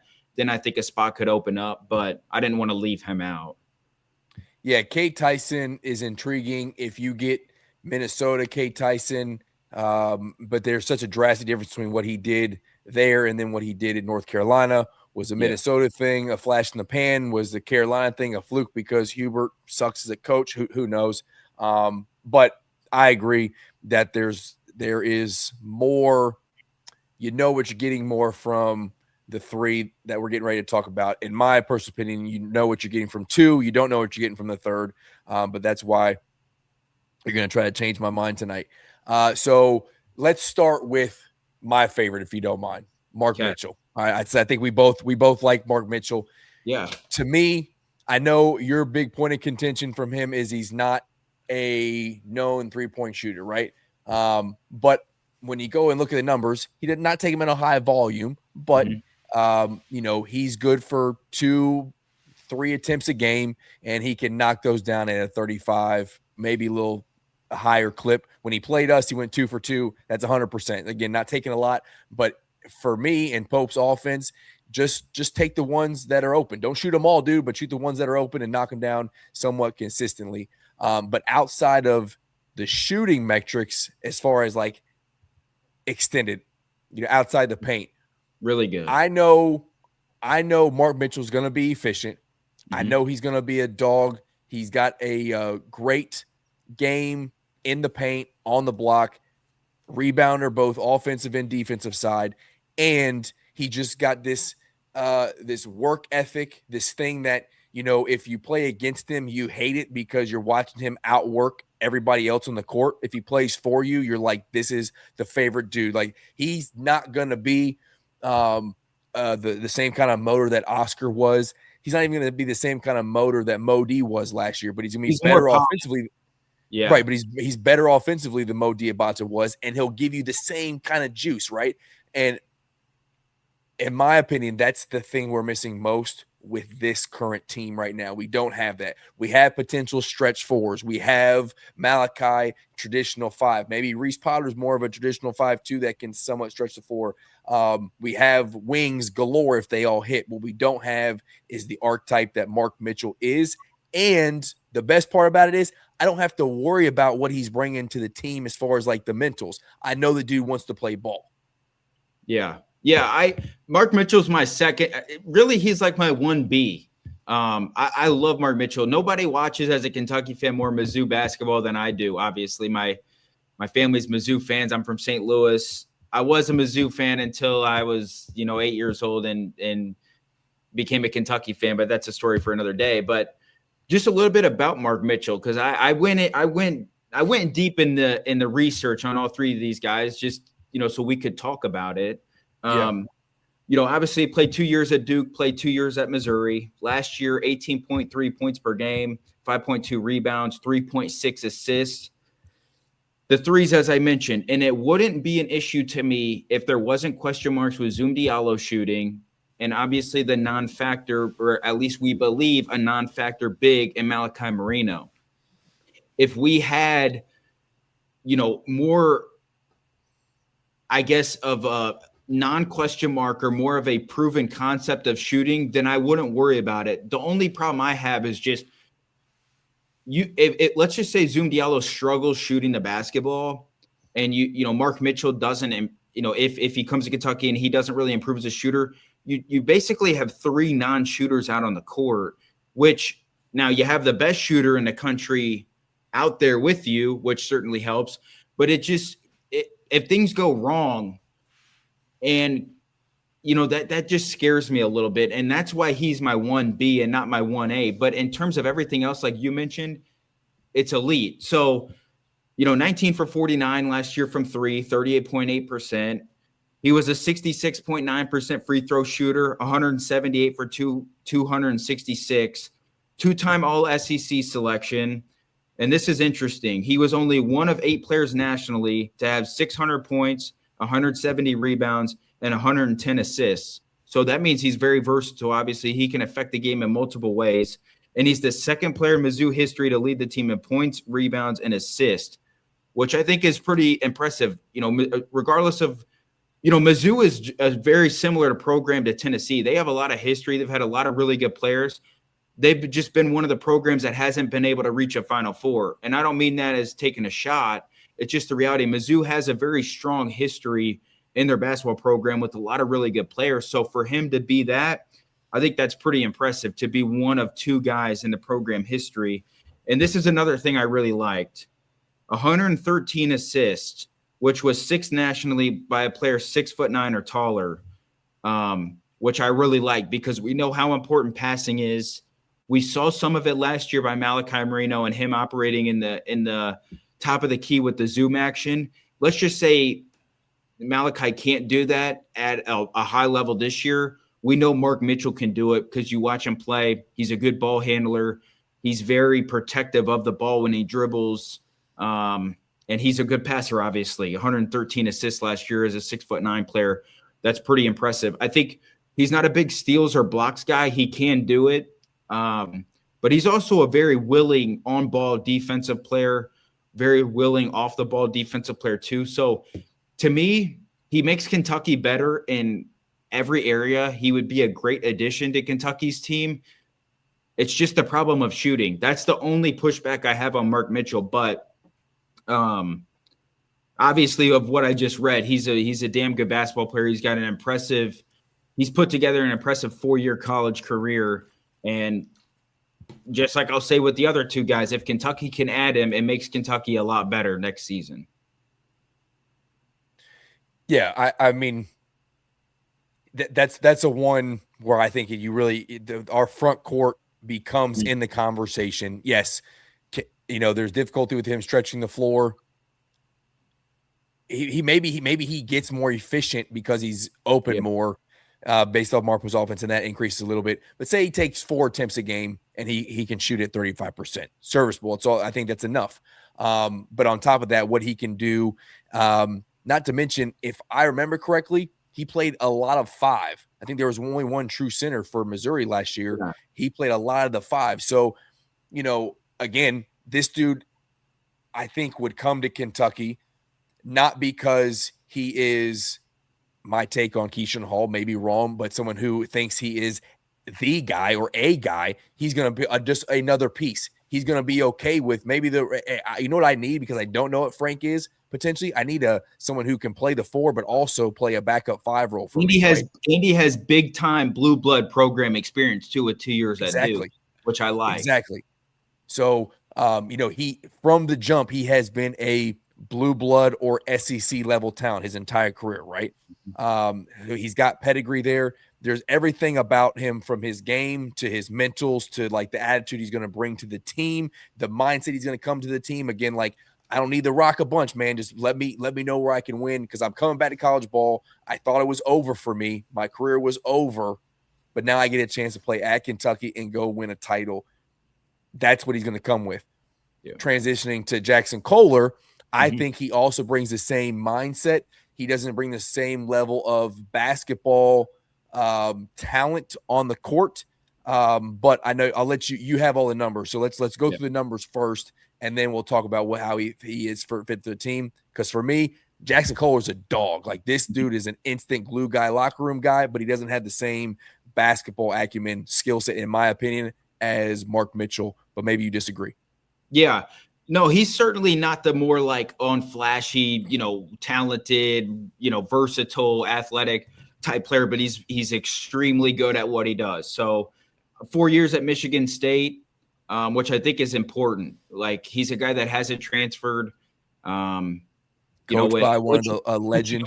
A lot. Yeah. Coached by Tom Izzo, which I'll get to that too, because there's something interesting. But 12.5 points per game last year, 8.9 rebounds, 1.3 assists. Here's a little bit of shooting: 58 for 149, 38.9%. He's more of a 4 and 5 hybrid. I think he's obviously more of a 4, but if need be, he could definitely play the 5. He was an honorable mention All Big Ten player. He was the team captain this past season for Michigan State, which I think is important, man. If you're a team captain at Michigan State, you're doing something right. So that goes to your teammate, your chemistry factor. If you're a team captain at Michigan State, you're doing something right, not just to your teammates, but that means Tom Izzo as a coach respects you, which big deal. Might be hard to do. Second in Big Ten and 29th nationally in double doubles. Third in the Big Ten in rebounding. Like I said, 8.9 rebounds per game. And this is what's interesting to me, because Tom Izzo has been coaching for 100 years, and he's had a lot of really good players. The first player under Tom Izzo to record 5 straight double-doubles. And, with that, he's both an offensive and a defensive rebounder. So this is a kid that, he just plays the right way. Kind of, they're different players, but kind of that Andrew Carr feel, where, like, he's not going to flash you. He's not going to break you down off the dribble and have all these highlight dunks and highlight blocks, but he's reliable. He's a great teammate. He's going to show up every day. He's going to play hard. He's very smart on the court, understands late game situations, just all of those things. It would be, like I've said, it would be a great pickup for Kentucky to add. But I know BYU is pretty strong in this recruitment as well. They kind of need him. That's where he's from. But Pope and him and Cody Feger have a relationship in the past. They recruited him at BYU. Some things kind of fell out. So although BYU might have the kind of what we perceive right now as an advantage, he has a existing relationship with Mark Pope, and I don't think has one with Kevin Young right now, BYU's current head coach. Yeah, I think the draw to home is big. I also wouldn't rule out. I know Izzo said that the roster is complete. I don't know how many people they have on their roster. I'm just going back to what he said. But a lot of posts from Jackson's dad, old Papa Kohler, from a lot of green in some of these posts, and he clearly loves Izzo, which who wouldn't? Your son plays for him. Izzo's still in the old school mindset. He's talking out against all this silliness going on right now. But a return back to Michigan State wouldn't shock me either if they're able to work that out. I think the writing on the wall is that BYU is the lead, but Kentucky's still in play for that. I think he is a guy who solidifies the front court. I think he instantly comes in there and demands a lot from the team, and I think that's good. And I hope our team will respond to that if he comes to Kentucky. But he, I think he would be a very underrated pickup. I don't think a lot Agreed. of people look at it like, oh, Kentucky just got 10 times better until we see it on the court. And then you realize okay, Jackson Kohler's making a massive impact to this team. And that's what I was going to say. I said, but don't sleep on what he can be again. I don't think he's as good as Mark Mitchell is, but what you call Andrew Carr and reliable, and like what he was, especially his post game, like in Pope's first year when he needed a bucket, it was get it to Carr on the block and let him go to work. Right. Yeah. At one point he was leading the NCAA in and one attempts, because he was, he wasn't the most athletic guy, but he was smart, and that's what Jackson brings you. So you can't sleep on when he brings you on the court, but I think he also brings a lot, maybe even more, off the court as well to like you said, like, hey, Michigan State played in some big games last year. They had their Izzo, January, February. Izzo is the thing, right? You're always going to be able to have to account for Michigan State in March. Like I did the thing, right? Some of you guys who were here last year failed miserably in your postseason success. I can help with that. Like I can give you that leadership mentality. He's probably not going to come in and be a captain like he was at Michigan State, but he's going to have that same sort of mindset. I love that about a player that you can get right now in August. But now you need to sell me on Keyshawn Hall, because this dude, I think, could be a lottery ticket. I agree with you there, but I'm going to let you give your spiel, and then I'm going to tell you why I think it, you wanting him might be a little contradictive of your issues and worries about Kentucky basketball. But 4 schools in 4 years, he is a guy who is immensely talented. I wouldn't throw out elite. I think if he was elite, he would be out there playing in the league right now. He wouldn't have this conversation. But he is someone who is definitely going to elevate a college roster if he comes in with the right mindset, if he's not an absolute nuisance, if he's actually on the court helping the team out. You love him, Drew. Take it away. Yeah, I think first off with the elite comment, I mean he'd be an elite college basketball talent next year with him returning. This one, and I don't know all the details, and I know we were messaging about it before. This one is, I think, a little bit different eligibility-wise, because I think for him it's just a court ruling in Ohio, I believe. And if he gets that passed, then he's eligible. I don't know. I wish I would have had more time, but to deep dive into all 3 of these specific, instances and how all these guys recruitments, do you have something? I know Mark Mitchell didn't get into the portal until July when the 31st, when this thing changed. I believe Keyshawn Hall was in the portal just like Washington was back in April. So he wouldn't fall into this weirdness of the NCAA threat of suspending coaches and whatnot. So that's why I think he's just in a ruling with the state of Ohio and waiting for, I guess, that to be finished, which I'm guessing would be passed because history tells us that. But yeah, he's played at 4 schools in 4 years: UNLV, George Mason, UCF, and Auburn. Kentucky recruited him pretty hard last portal cycle out of UCF. Unfortunately, obviously lost the recruitment. He went to Auburn to play for a coach that I'll circle that back to. He averaged 19.3 points per game last season. He's averaged 15-plus points per game in the last 3 seasons. 7.1 rebounds. He's averaged 7-plus rebounds per game in the last 3 years. 35% from 3. 35% plus from 3 in the last 3 seasons. So he's been a very effective player over the last 3 seasons, regardless of level, regardless of team, which I think is pretty impressive when you're moving around that much and you're still finding that much success. That's what gets me excited, especially when it would be another school, another team, another coach, and it would be late in the process for him to be able to make impacts everywhere he goes. I think that's important. Last year, he was 64 for 169, which was 37.9% from 3. So shoots it at a decent clip, and he makes them at a good clip. Second team A10 when he was at George Mason. Second team Big 12 when he was at UCF. Third team All-SEC last year. So, another, reason why he's been a very impactful player everywhere he's been. And he set the Auburn record last year for the most made free throws at 228, which also was second nationally behind the number 1 pick in the NBA draft, AJ DeBansa. And, he shot free throws at 85.7% too. So he gets there a lot and he makes them. And my biggest thing with him too, and you're going to mention the chemistry stuff.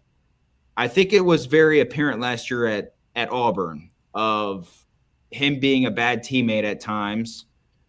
But I'll say this, when you commit somewhere in the portal and you take the money and you sign up to play for a coach, and that coach that you signed up for leaves you a month before the season starts, it would probably cause me, I know how I was when I was a basketball player, probably would cause me to go off the rails a little bit and start acting kind of funny, especially when it's a coach that maybe and probably doesn't have the respect that a Bruce Pearl was or would, like his son, Stephen Pearl. So obviously you don't like to hear that anyways. If there was coaching concerns, obviously he got suspended a game or a couple games last year, which obviously is unfortunate. But that's just a little wrinkle that I wanted to throw in because I like to give the players a benefit of the doubt. The fact that, he committed to a school, committed to a coach, and that coach pulled the, scumbag move to get his son a job. So maybe that played with his, teammateship and his. Yeah, I 100% agree with you there. I'm sure that wasn't part of the recruiting pitch. Like, hey, dog, come play for Bruce Pearl, and then a couple months later, you're going to play for Baby Pearl, who seemingly has no idea what he's doing outside of getting lucky and getting a stupid call against us and winning at home.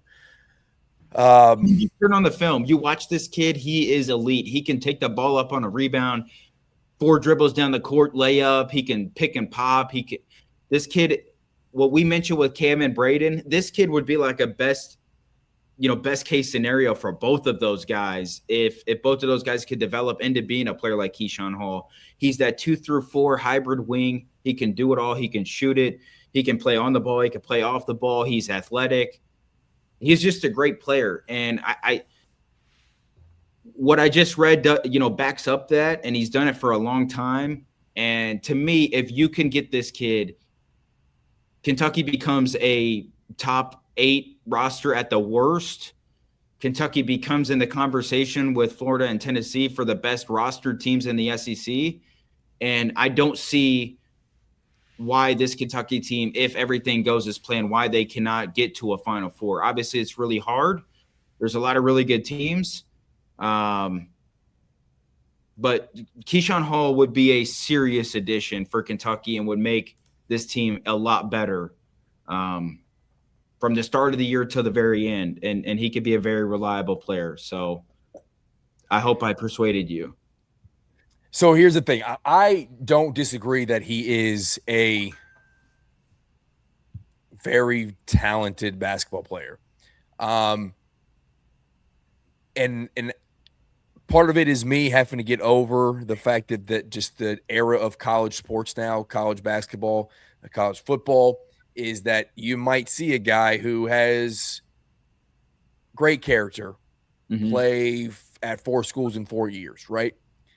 I also did some research on his background, like he did it.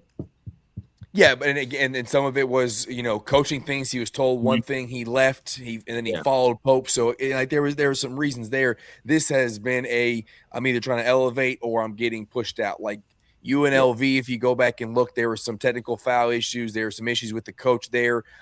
There was some stuff at George Mason. I didn't see anything that was like tagged when he was at UCF, and then obviously the big blow up at Auburn.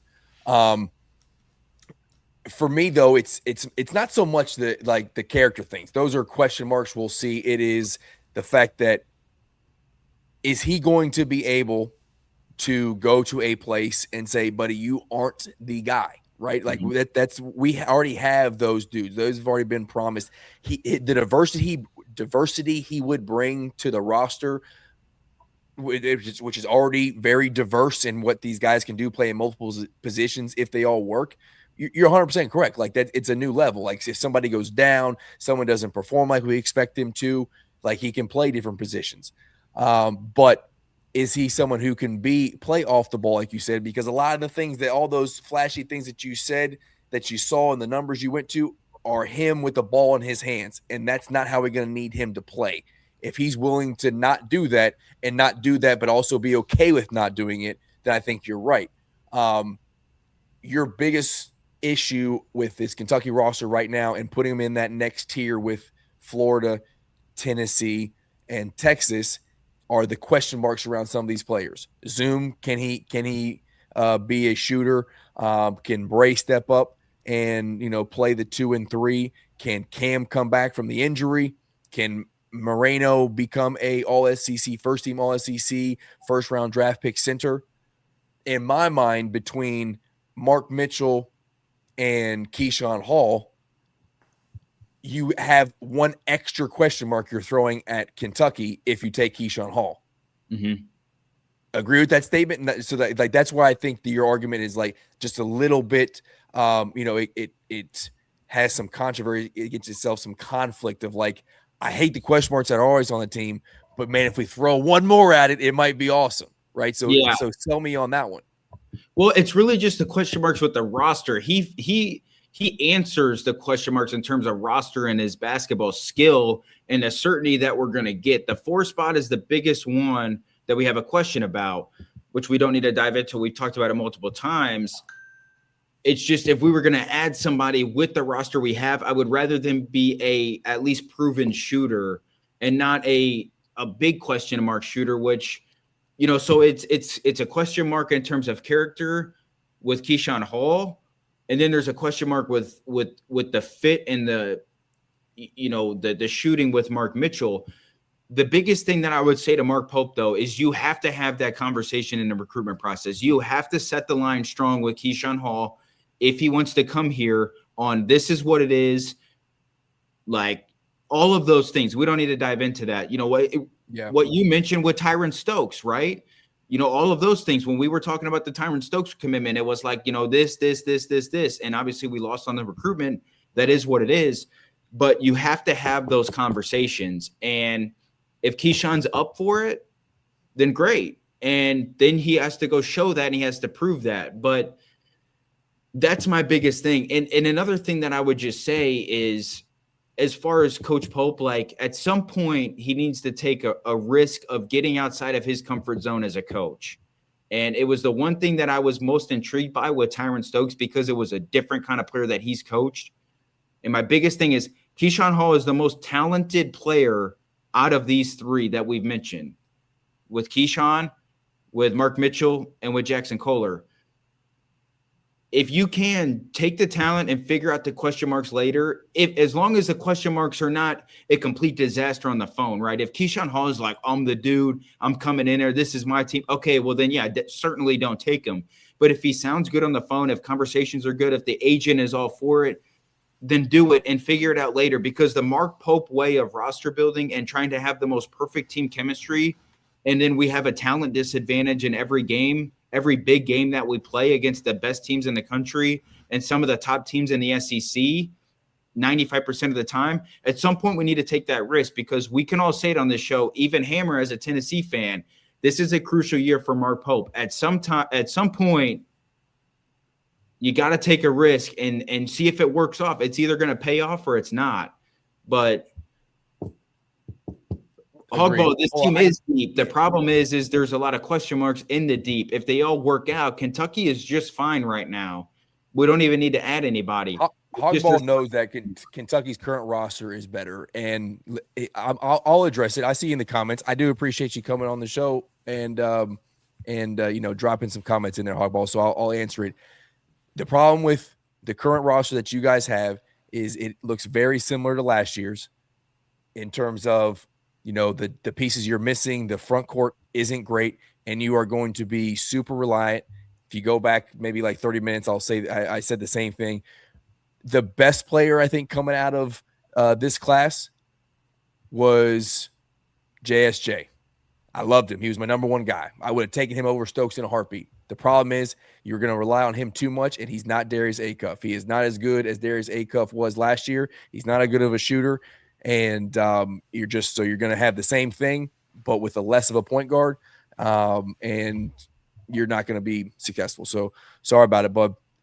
Look forward to proving you got a 6th or 7th place team in the SEC, I think. And no, Florida will probably be the best defensive team in the SEC, by the way. Yeah. They have the returning defensive player of the year. Boogie Flan averages a ton of steals. Alex Condon's great defensively. Thomas Hawk's really good defensively. And they're big as shit and they're long as shit. They're going to be the best defensive team in the SEC. Yep. Okay. So I feel a little better on Hall. I had a little conversation on X with Matt Sack, and he's on the same point of view as if you're against taking an all SEC caliber player at this point, you're stupid. And I'm like, well, hold on a second. I think that it's not just the add them to the roster because we can. There's got to be some conversations. Yeah. If the conversation seems more transactional than anything else, I think you got to stay away because that's not where we're about right now. Yeah. But what Keyshawn Hall could bring to this team if it all clicks, I agree with you. And if he does become a cat, I'll be super I know excited. You. Yeah. No, I'm gonna be super excited that he's a cat, and I'm gonna hope that those conversations have been had, and I'm gonna pray that that was the same thing. I went to play for Bruce Pearl. I had to play for Steve. I wasn't super stoked about it, the way his coaching style. I got sold a bill of goods that was completely false. Mm-hmm. And maybe that's just what it was. And the other things that UNLV were just maturity. And we were getting a player in his 5th year who it clicks. I hope all that is true. And I'll be happy to come and be like, hey, you were correct. This was the best player. We got him. And now we're fighting for a championship.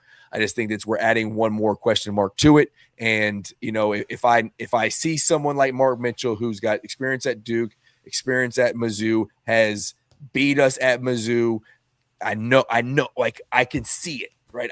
I know what this dude's going to bring to the court. I like that comfortability. But like you just said, we maybe have to make Pope get out of his comfort zone a little bit to be the best coach that he can be. So we'll see. All in all, I think we're on here Saturday without any clue what's happening because I think everybody's going to wait until this freeze happens Tuesday or Wednesday of next week. That's my guess. Now, if we can get Hall in the building, I think that would be huge. Get him in the building around the guys. That's the next step if you think Keyshawn is the dude we're going to add. And if allowed to, because obviously we got to see if we're even allowed to, I will be happy with any of these 3 players, no matter who it is. I'll be fine with all of them because, like I mentioned, I tried to break down all of their skill sets and explain them as a player. They all 3 help. They all 3 make Kentucky better than what we have. They all 3 answer questions. So it's just I have a preference over the other 2 with Keyshawn Hall over the other 2. But if we take the other 2, if Mark Pope feels that way, then you know what? I'll trust in Mark Pope and believe that he made the right decision. So it's not me hating on one player and or the other. It's just I have a personal preference. I'm probably wrong anyways. That's why I'm not a college basketball coach. Because I would probably make dumb decisions all the time. But if Kentucky can get any of these three players, I will be happy. And yeah, that's it. Hammer. I'm sorry. Or congratulations. So yeah, we went on like a 20-minute tangent.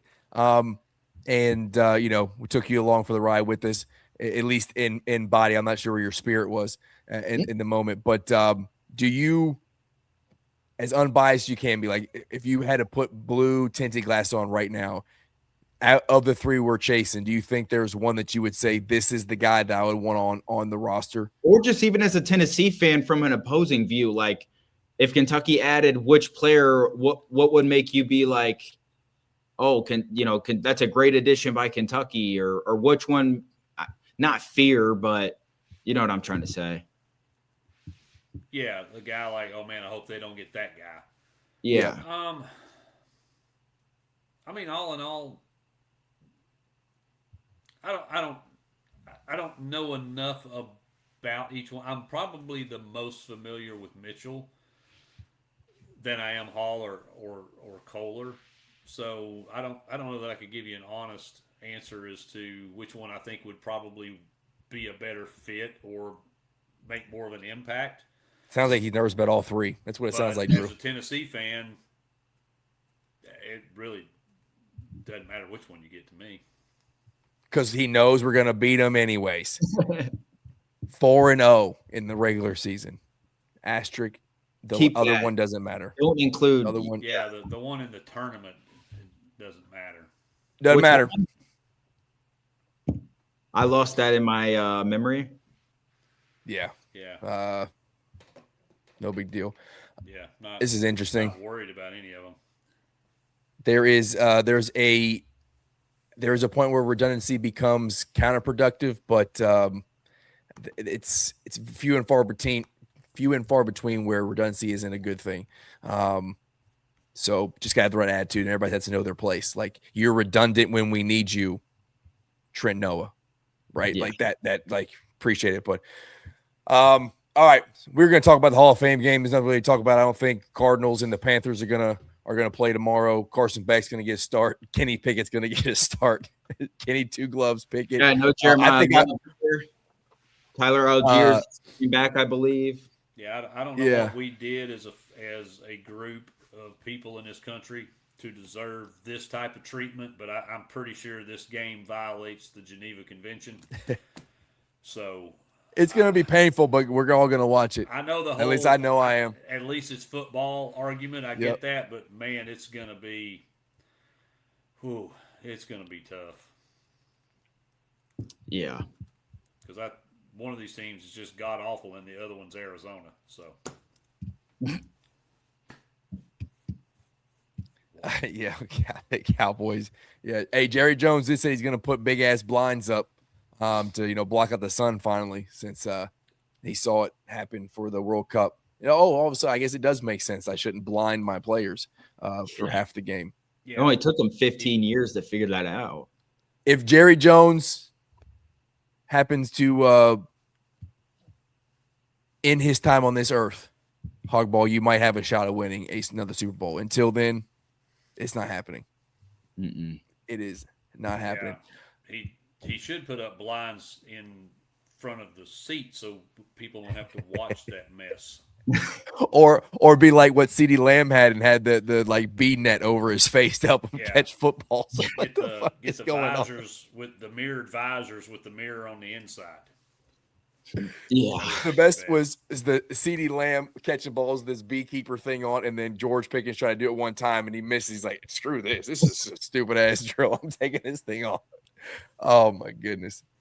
Cowboys are an absolute disaster, but I'm a Dolphins fan and they're worse off, so I won't talk too much junk on it. But Hammer, is there a bet that you would place tomorrow? Or are you staying completely away from this? No, I wouldn't. I wouldn't touch this with your money. I think I'm going to go the Arizona side. Right with T's cards?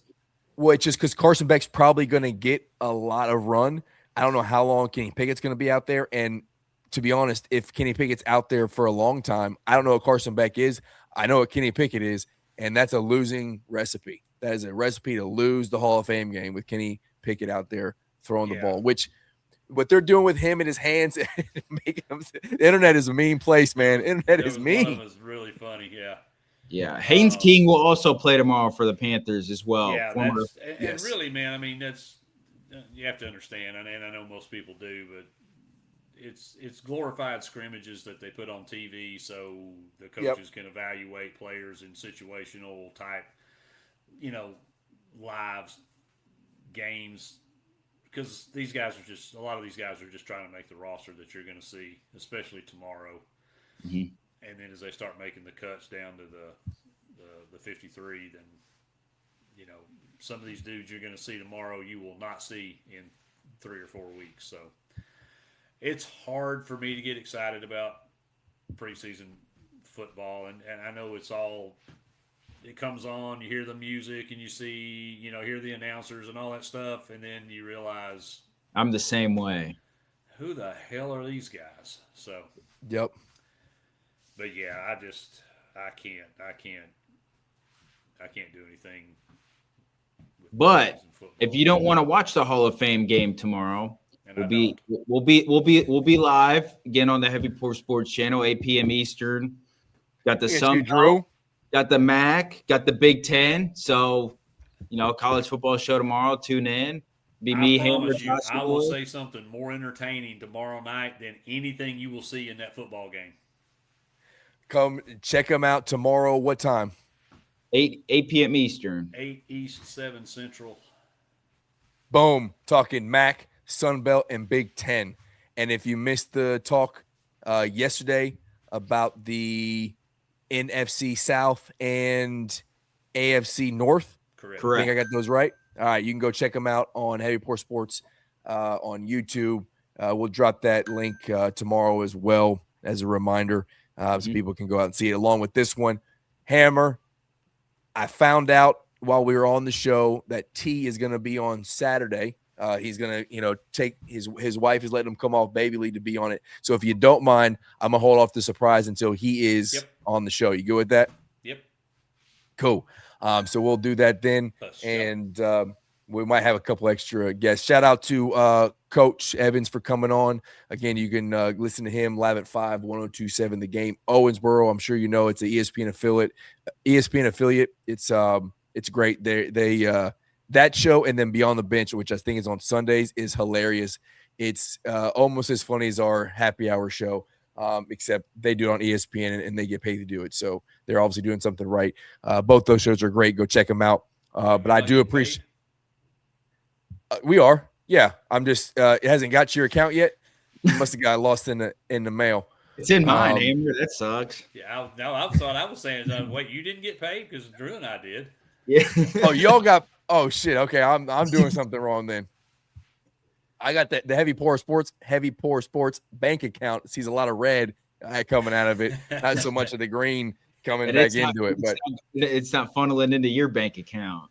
Yeah, not yet. We'll see. But the people who do support the show, Heavy Pour 15 get you 15% off at bluegrass-elite.com. Gary, you are a G, man. I was up with him until midnight 30 working on some things, and he got it up the next day.